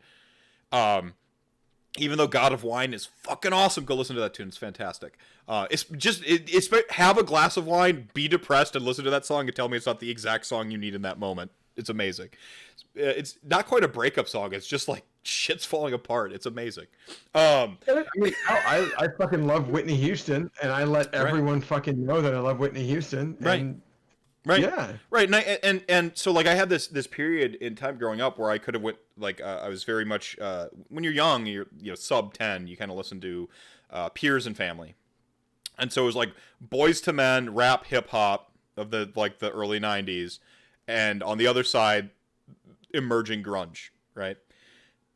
And then I went to middle school, and then I had to choose. And so I got to come back around to like all the stuff that I was like really beginning to enjoy about college. Listening to something like Led Zeppelin or Pink Floyd, I think gives you a lot of different shit to go listen to that like influences them. And eventually you land on the Rolling Stones, and and then you're like, oh wait, they just stole their sound. And then you go and listen to the stuff they stole their sound from, and then you come all the way back around. And so, I was super eclectic stuff, but punk was, like I said, if you count the sort of like a broader spectrum of what is punk, subverting, yada yada, punk was like that was my fulcrum. I mean, that was my balancing point. Got heavily into the Smashing Pumpkins, like that opened a ton of shit. Wow. Yeah I mean, they're quote unquote alternative rock, but alternative rock as a genre doesn't really exist. If you look at stuff that's considered alternative rock right now, it's weird, like supermarket rock and roll. It's just bad. It's all bad. But alt rock in the early 90s was just like, we have no idea how to categorize this. It's alternative rock. You would hear Smashing Pumpkins, and then the next minute you would hear six bands that sounded like Pearl Jam in a row. And then you would hear something different, like Offspring. Yeah, like, and that's the thing, is the stuff that resonated with me was like it sounded different. Like I liked Pearl Jam. I was Pearl Jam over Nirvana. I love Soundgarden. I still love Chris Cornell. He's one of my personal rip, dude. Chris Cornell is just so fucking. He had no business being that soulful in rock and roll. Just like fucking. Yeah. But then it's angry, and Fell on Black Days. That fucking tune comes in and it's fucking gravelly, and I'm like, yeah, you're right. I did fall on Black Days, Chris Cornell. Tell me about it. But like that was that like sort of stepping off point, and it cannot go understated that the Smashing Pumpkins were my favorite band all through high school. But even they had a fuck it, God damn you, Billy Corgan, what happened to you? You got all weird, right.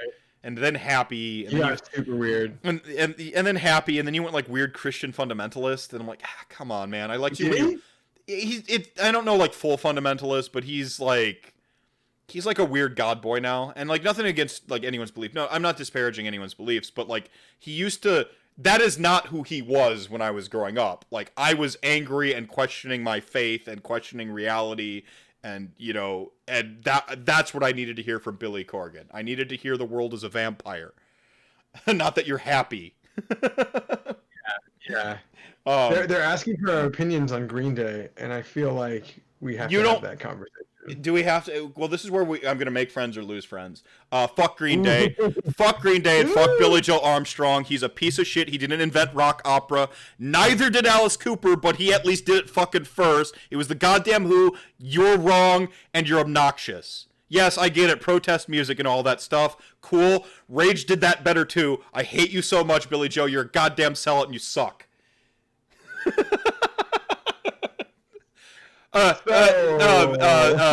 Basket Case was pretty cool for a song on the radio, though. Basket Case was pretty cool. Yeah, I agree. I'm a little slightly biased because they're North Bay people, and I'm basically from Oakland, so. But yeah, no, I rock opera a little cheesy. I was already in my gatekeeper phase by the time the opera came out, so I was like, fuck this is stupid. Yeah. But Dookie's got a special place in my heart. It's fine, and the EP before that was fine. I can't wake me up before September or when September. I can't, man. I can't deal with that song. I know it's super. It's like about your loss in your family, and it's a super tearful moment for you. But like, I can't. Mm-hmm. And the internet made it worse with the stupid memes, and I'm just like, I can never enjoy this song. Yeah, no, there were some memes on it for sure. And then I walked along the bed, walking low. Like, no, you don't. You have millions of dollars. You don't walk a lonely road. There are tons of sycophants in your circle. And I know that if this is supposed to be a take about how like all the money in the world will never make you happy and being surrounded by people won't make you happy, my heart weeps for you, douchebag, because there's people out there who have no money and they feel way worse than you. So go fuck yourself. Do what everyone else does. Get all the drugs and like buy a skidoo. Have you ever seen someone upset on a fucking skidoo when they're just like just think, imagine a person on a water like ski, just like, and they're just like frowning the whole time, just like, no, doesn't happen. They're happy. That was a whole ass thing. Well, do you like Pinhead Gunpowder? Because that's a Billy Joe Armstrong side project. I haven't listened to him. I probably heard the words Billy Joe Armstrong side project. I'm like, nope. Like, or I saw him on the screen when YouTube randomed into it, and I'm like, no. Fair enough. I gotta step outside of the caricature that is Mephisto, and I'm on a good rant and a decent buzz. You love Green Day, power to you. If you love Billy Joel Armstrong, I really don't judge people for their interests, what they like, what they dislike. I don't hold people's, provided you aren't a racist, sexist, phobist, all the bad things, like what you want, love what you love. Like, I don't really judge that shit anymore. The gatekeeper phase, but it is fun to like make jokes about a skidoo and rich people. It's fun. For sure. It's always fun to do that. Like I make fun of emo a lot. That was me also definitely listening to emo sometimes. That was a Daniel Tosh song, or a Daniel Tosh joke, as I recall the jet ski joke. That's a his joke. So, not that I watch him a bunch. Not that I watch him in particular, but I stumble upon it because I do like stand up. I assume that Billy Joel instead of Billy Joe. Yeah, I keep saying Joel, don't I? Accidentally adding an L. I assume that Billy Joel Armstrong is a band name somewhere. I would love to see it. I'd love to see it too. There needs to be more unique band names that are just like out of left field. Like there aren't really a lot anymore that are too crazy. Well, I wanted to have a band named Serial Number once upon a time. Because I'm like, Okay. eventually we'll run out of cool band names, so we'll just like have serial numbers. So I'm like, oh, Serial Numbers. That would be a sweet band name. Why don't people have Warhammer-based names, right? Besides Bolt Thrower, I can't think of a single fucking one. Oh, I know of a metal. They're all metal bands. There's one other band I know of, but it's a metal band, so it doesn't count. Mm. There's one called War Troll. That's like a Bay Area metal band. Okay, so I guess I mean, here's the really important question, the hot question. Now that I'm done getting half my people to unsub to me. Subscribers are gone. Yeah, they're gone. I just made fun of Green Day and Blink-182. and I panned Billy Corgan for his religious beliefs, which I don't feel proud of right now. But so just like alienated everybody. But here's the question. So if you had a Age of Sigmar themed rock band, what would it be named? And you can't say Nagash because that's already like a Hollandish like metal band. It's like a death metal band or something. Oh, you know what? I gotta look up the name of something because I already know what it is, and it's something from more recent fluff. But I gotta double check.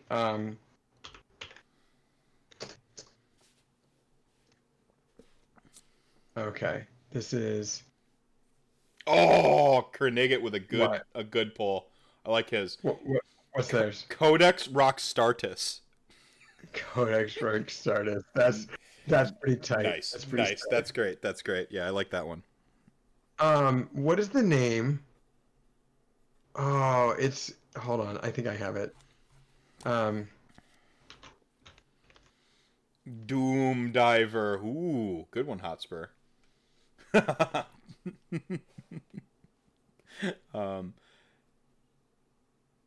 Gates of Azir is a band name. Right on. Gates of Azir is a band name? Right on. Wow. Nice.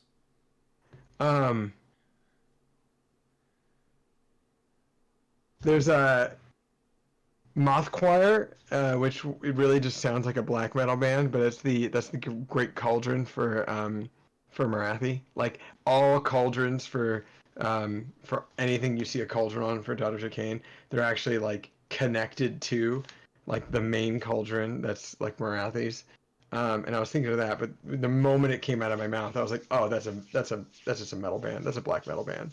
Like straight up, like they're gonna throw Molotov cocktails like at a church in like their 60 days of winter because they're bored and they're all like edgy and they're in Scandinavia. I mean, it's a lot easier to come up with metal bands, I think, than punk bands. I do like Mother Cauldron though. I think that's pretty rad. I think you could rock that. I think you could rock. I mean, if you can have a band called Iron Sheik, you can have a band with a much more creative name. Yeah, I mean, I'd go simple, but I'd go like Gobapalooza. I think that's a great like it's just waiting to be a band name, isn't it? Yeah, I see it. I like and depending on what direction you go into, if you go to like comedic like nerdcore shit, then you can pretty much do whatever you want. Like you can choose basically any name, copy paste from AOS. Yeah. Yeah. Yeah. War Wagon, that's another good one. That's another one. Wagon. I like that one a lot. War Wagon. Everwinter. Ooh, Everwinter. Also a metal band name though. These are all metal names. Like I guess if you were to think like we were talking earlier about a sub genre that I am not a big fan of at all, which is like rockabilly stuff, specifically psychobilly. Anything that I can think of, I think is going to accidentally become like a psychobilly band. So all of a sudden, like every fucking Tiger Army fan is going to come out of the woodwork and like want to get their stand-up bass and like have a pompadour that's like 3 miles tall and like dress in all black and like wear skulls. which is like Ouch. already happening. Ouch, I feel a little personally attacked. I get personally attacked myself because I wear Like, the skull. I my, have my like a little pomp is, skull, like, not out right now, but, you know. Like, it could be. Ooh, good point. Miss Taven. Miss Taven or Miss Taven. Really Like, good one. um, convert Gobapalooza so they are all playing instruments. There you go. Coffin Cadillacs. Nice. I could probably. Ugh. Misthaven could be a band name, but Well, also do you know? Have you all cracked the. up in the Marathi book? I haven't gotten to it yet. I've only listened to the Dog 2+ tough stuff. Black Coach is just metal. Night Haunt would be. Night Haunt is a fucking great band name. Like Night Haunt, a little bit too much like Nightwish, probably, so I wouldn't do it. But Night Haunt's pretty sick. So real quick, Misthaven in the book, they have their own rules in their City of Sigmar, but instead of having like book based campaign book based rules, they have relics, spells, and like command traits, and they still have the same thing, but they're like a scum and villainy City of Sigmar. Like there are a lot of like the dark elf keyword units like primarily make up that army, and they have like a lot of Durridin too, and they have a storm keep next to them. They're like a realm or that so they have in their rules a whole set of things based on not just spells and relics and command traits, but they also have narcotics. So one of your heroes can have a narcotic, and it's a once per game ability that either lasts the phase or the start of the next. Yeah, so they have like a stim pack, and they just jam it into their chest like The Rock with Nicolas Cage. They describe them basically like it's like any drug you can think of, but like times 10. They have one where it's like, oh, you get so high that you're literally flying, but it doesn't count if you're on a mount, or like you go into a frenzy or something like that. Like you snort this one, or you rub this one on your arm, or you smoke this one, and it's like, oh shit, okay, y'all are ready to party. This is probably the winner of our band discussion name. Scragrock would have been good, but Scrap-a-Spill is the best. That is fantastic. That's a noise band. That's a noise band that plays in garages. I think Scrap-a-Spill is like when you're like 14 and you're gonna make a band name, and you're like peripherally on the hardcore scene, but you suck, more than the average one, and you write it with a black paintbrush like that you would paint a house with on the drum kit, and then now you're like, we are Scrap-a-Spill. Like No, get out of here with that. Skagrot. Yes. Amazing. Oh, that's fantastic. That reminds me, I wasn't able to fit it in, obviously, with any of the factions, but for at least a few of those people in the chat gang who clearly know those like Philadelphia punk rock roots, there's also None More Black, which the singer from Kid Dynamite went to after they all broke up, and just the name of the album seems like it would be something that could fit into Age of Sigmar, which is "You Suck But Your Peanut Butter Is Okay" is a song that I thoroughly enjoy myself.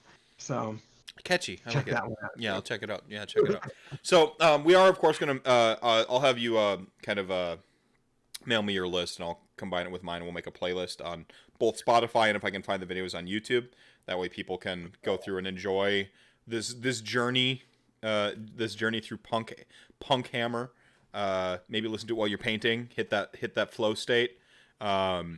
Come back at us with some of your favorite tracks. I know a lot of people listening or hanging out in chat gang right now are basically huge punk fans. That's why you're catching it live. But we do have an audience that listens to this after the fact. So the Menzingers. Honestly, I had no idea. The Menzingers were in separate ska bands before they formed. I don't understand the ska band. The only thing I can think is that you are forced to be in jazz band or band in like middle school, high school. And then, like, you go into a garage and then you form, like, you want to play rock and roll, but you don't know how to play, like guitar and shit yet. So you just, like, throw on the horns, and then, like, while your cousin knows guitar, and then, like, you want to be in the band, but you're lame and you play a saxophone. I played the saxophone, by the way, in band. But I started in jazz band and went ska and then punk. Yeah, I think it's a progression, and it feels bad to like make fun of ska because like I see the progression. There was a local band called like Sons of Braille or something like that. They were a ska band. They actually weren't too bad. That was in Winona, the Wino punk scene. I played several. What was that? Have you ever heard of Bastards of Youth? They sound very familiar. Okay. Sounds it's.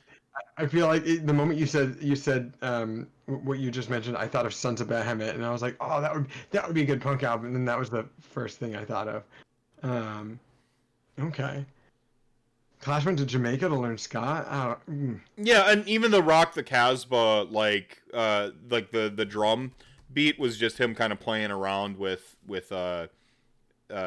some indigenous sounds and stuff like that, and then the main songwriter comes in and like, we need to use that in a song, and eventually they stumbled upon Rock the Casbah. They added their standard political sort of takedowns of at that time, budding obsession with Middle East oil, and boom, now you have Rock the Casbah, right?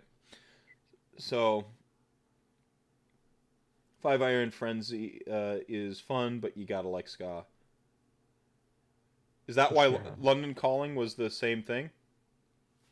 Because I'll have to look that one up. I'm not super unfamiliar with British punk, so I kind of like made an effort not to listen, not to learn too much about it. That was my thing, but really, see, I'm a big fan of that, of the Brit stuff. I sensed when you hated the Sex Pistols that like very explicit other reasons, but it's more post-mortem. Yeah, so Joe Strummer had been toying with the phrase Rock the Casbah, prior to hearing Topper Heaton's musical track that would form the basis of the song. And so Topper Heaton was basically playing with the riff, or the percussion that became kind of known. And then the phrase had originated during a jam session with Strummer's violinist friend, Time and Dog. Dog began playing Eastern scales with his violin. Strummer started shouting out Rock the Casbah, not hearing Strummer properly. Dog thought that Strummer had been shouting, "Stop, you codger." Boom. Yeah. Yeah, listen to all the songs on London Calling, Revolution Rock. No, it's London Calling, fucking fantastic. The Clash is good. Like, they're legit good. And they were called The Clash because really at that time, and, Sex Pistols were in the periphery, no one had just come around. They just, like, we are The Clash because we were just, like, smashing into society. And, that's... Yep. So... It was one of those things where, like, the Clash and the Ramones, they were definitely, like, initial trailblazers, I feel, for the United States, because they'd start just going on tour throughout the United States and get that going. Even, like, Bad Religion, like, the very first thing that got, like, some of the main people of that band into punk rock is they went to a fucking Ramones concert in, like, 1980, and, teenage Greg Graffin and Brad Gruritz, they were just like, you ready for a nonstop bop? And, like, got stoked and played or had fun at a concert, and we're like, we're gonna start a fucking punk band, Yeah. Mm-hmm. I love me some anti-fascism. Me too. Yes. I am in a part of the world where that is conflicting with other things, which sucks ass. Yeah, but I think we're all coming to the harsh realization that the world is not even the like existing sort of like inequality of our system that we've been raging against forever. Even the Gen X sort of despondence, the initial punk movements, the ethos of like fuck this system, that like it's worse than we even thought, which I think is kind of the problem. Like the status is not quo. The world's a mess and I must rule it. To quote right now when I was 18, I didn't think that getting an anti-fascist circle on my body as a tattoo would somehow point me out to people, you know. And Mhm. now I'm like, oh shit! Like I low key like at a tournament, like I would make it a point to wear sleeveless shirts so that I did show it to people who I knew would show up. Mhm. But that's a whole nother story. Like it's just like one thing that's like when I was 18, I never would have thought that like that would be something that'd be a controversial subject. Hmm. Yeah.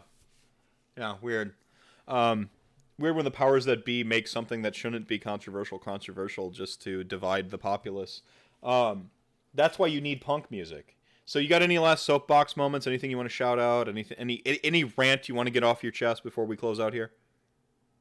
Well, one of my rants is I couldn't figure out anything for Fire Slayers. I tried my best, could not fucking think of a single thing. I just don't think they're very punk rock. I think that they're like Mongolian throat metal. I think that they're probably that at best. Mm. That plus like maybe something Scottish and beer based. But What about yeah, like I'm actually what about We Were yeah. Promised Jetpacks? They're like kind of a Scottish like post punk. You know, I wasn't too familiar with them. You brought them up a little earlier, and I need to listen to them. I'm not. I'm just not They're familiar. totally not the Fire Slayers. I just thought of Scottish like punk bands, and We Were Promised Jetpacks, and I guess Frightened Rabbit maybe isn't considered punk, but both great bands that everyone should go listen to. So it was a good segue to get me to plug two more bands I forgot to plug. I try my best to plug as many bands that I really enjoy, whether they be common or not. Um, yeah, I think for the most part, that was the only one that I had a real trouble with. And OBR, but we talked about that earlier. Just putting a gash into OBR. Well, like OBR are I mean they're really all music, you know. Like every band could be OBR because they are all of us. It's deep, man. Like they're perfect. And what is the perfect song? I mean, that's like a philosophical question. It's the perfect faction, and I mean it's a real like Sisyphean task to figure out what the perfect song is. And once you figure that out, you will have the perfect song for Ossiarch Bone Reapers because you will have discovered the perfect punk song. That's great. That's Yeah. great. Yes. So No. so OBR are Tenacious D, the greatest song in the world. Or sorry, it's called Ooh. Tribute. The song is called Tribute. Remember, because this is not the greatest song in the world. This is just a tribute. No, no, no. No, see, that song is silly. OBR are not silly. They are perfect. Wamba, but that would just be too, again, way too on the nose. If I get back, or I get knocked down, and get up again. Um, but also, like Catacross himself is so not like that type of character. He's like the ultimate like DBZ villain. Um, Which is but awesome. like, I got defeated by Archeon, but I learned his form, so now I'll know how to fight him. And I'm like, okay, Well, okay, yeah, this isn't even my final form. Look at all these other bodies I have. Um, exactly. pretty fantastic. And then if once more, if people want to get a hold of you, hear some of your takes on punk rock and or Age of Sigmar, and I guess that 40K thing, whatever. Where can they hit you up? All cap spooky on Twitter. In your face media on Twitter, Facebook, Podbean, etc. So Yeah. my boys and I we do a lot of different content. I don't think they are as punk rock centric as myself, but they have a lot of different viewpoints. So they're all real fun guys, and definitely check us out. Yeah. And yeah, Yeah, and John's gonna be he's doing his like hot pepper interviews things. Is he televising those? Is he putting them up on YouTube or? televising those. Yeah, he's putting them up. Yeah, Yeah. he's live streaming them. They are he's got quite a few people on there. The problem is he grows his own peppers. And it's definitely a side hobby of his. He before he got into Warhammer, he was very much into like I didn't know that this is a thing that existed, but he was super into like terrariums. There's like a whole culture on people who like build terrariums Dude, for like fish and lizards. my boy Sajil here. He's a frequent of Chat Gang. He is one of Chat Gang. He had a terrarium stream a little bit ago, like where he just like yeah. No, it's a legit thing. Go on. Sorry. No worries. So like he is like really into gardening now because he just learned so much through the terrarium building, and like maybe 2 or 3 times throughout the summer, spring and summer, he'll just like send me packages of these hot ass peppers. But I've never been on the hot like the firehead challenge that he does. But his interviews are really great, like you just mentioned. He tries to get like community figures, but the only problem is it only lasts so long. So it truly does have to be like as we move forward, it does actually have to be something that is seasoned, because of the fact that in the wintertime he can't grow peppers. Yeah, So right on. he tried fitting a bunch of people in. I think he was able to fit like 10 or 12 people in a few months, which is a lot, I Yeah, think. But yeah. Garrett asked me yeah. if I'd be interested, and you can reiterate if he didn't to John that I am totally down. There is no way his peppers are spicier than those goddamn peanuts I ate for charity. What kind of chilies? No, I did the Death Nut Challenge, which has a 13 million Scoville heat unit peanut. What? The video's Like, on YouTube. I can toss you a link if you haven't seen this yet. that really tossed me a link. Yeah. Yeah, this is when I did the rantathon. One of the incentives was that I do the spicy peanut challenge, and the first one caught me off guard because like I inhaled as I was, so it got into my like throat and lungs. The second one was fine. The third one was like, the fourth and the fifth one wrecked me. Just I was a mess. So the video is crazy. Yeah. I don't think it might. Okay, so if you can handle that, you'll be fine. I don't Right. think I'll be fine So because like spice is sort of relative after a certain point. Like at one point, it's just how long are you in pain for? Like- I think I know for a fact that John has this on Facebook. I'm not certain if he's got it on. He definitely doesn't have it on Twitter. I would not have approved of that. But he did a Carolina Reaper challenge, not this past October because obviously no one did anything. See, But the he had his kids, right? And then they had that was with the tomatoes. Go on. I think I know what no, you're talking. No, okay, all wasn't right. it he had Carolina Reapers, and in the wintertime he was giving them to other people, and some people like mixed them into stuff. But he went to SoCal Open, which is a tournament event which has like 40K, and I think there's like a Horus Heresy narrative event and a few other like Warhammer Underworlds, and then there's an Age of Sigmar event. And I was there, and he's got a video where he went around the entire tournament for the entire weekend, found people that he really wanted to interview, and this is like a pre-Firehead thing that he was putting on. So this is very much like the progenitor of what he ended up doing with these interviews. And at some point, we're all out to dinner. He taps me on the shoulder. He goes, "Alex, I have a Carolina Reaper in my pocket. You okay for doing a quick video?" And I'm like, "Okay." So at a dining table, SoCal Open is always on a Halloween weekend, and I make a point to always do something for Halloween. So the 2 years ago, I was playing my Night Haunt. This is pre-OBR, so I could bring, it wasn't as relevant, but I wore a onesie that was a skeleton onesie that accidentally I had bought it from a Chinese company, so I just like chose large without checking the measurements, but like a adult large was really like an American medium small, so like a little too much of me was exposed by accident. So I was just like jumping up and down drunk for a weekend in Del Mar, California, like just in a skeleton onesie playing Night Haunt and having fun. But the SoCal Open the year after, which was this last one that we had, I decided to have two different costumes. So in this video, I am White Claw. So I have like a White Claw t-shirt and I have like a little necklace and a hat. It's all based on White Claw. The next day I was literally a Salt Shaker. But the event, if you can find the video online, John just asking me random questions after I just like eat an entire Carolina Reaper and I'm just like looking right at the camera. The moment I like go for my cider and I start drinking, that's when I'm in hell. And that's when I'm just like, oh, like in my mind, the only thing that's going on is like, this is temporary. This is temporary. This is temporary. It's gonna go away. I swear. And it's rough, but it's fun. Yeah, no, it's like for some of those peanuts, it's when the oxygen hit the palate. It was just like, and just like you just keep your mouth closed, and that's where I fucked up with the first one because I was like talking and because it wasn't that big a deal, but then like the talking, it just threw it all around. But yeah, I mean, my secret weapon is half and half. When you have like half and half, like use half and half to cool the palate. Beer actually works really well too, like cold beer. But alcohol and fat. Alcohol and fat. Those are your two. Those are your secret weapons against spicy food. Well, with I was gonna say, I don't know if this is gonna be relevant for peppers, but for pepper spray, distilled water works good. Also, FYI. Yeah, if you're at any protests of our fascist government, you distilled water. If you don't like milk on your face, then yeah, that's the alternative. Yeah.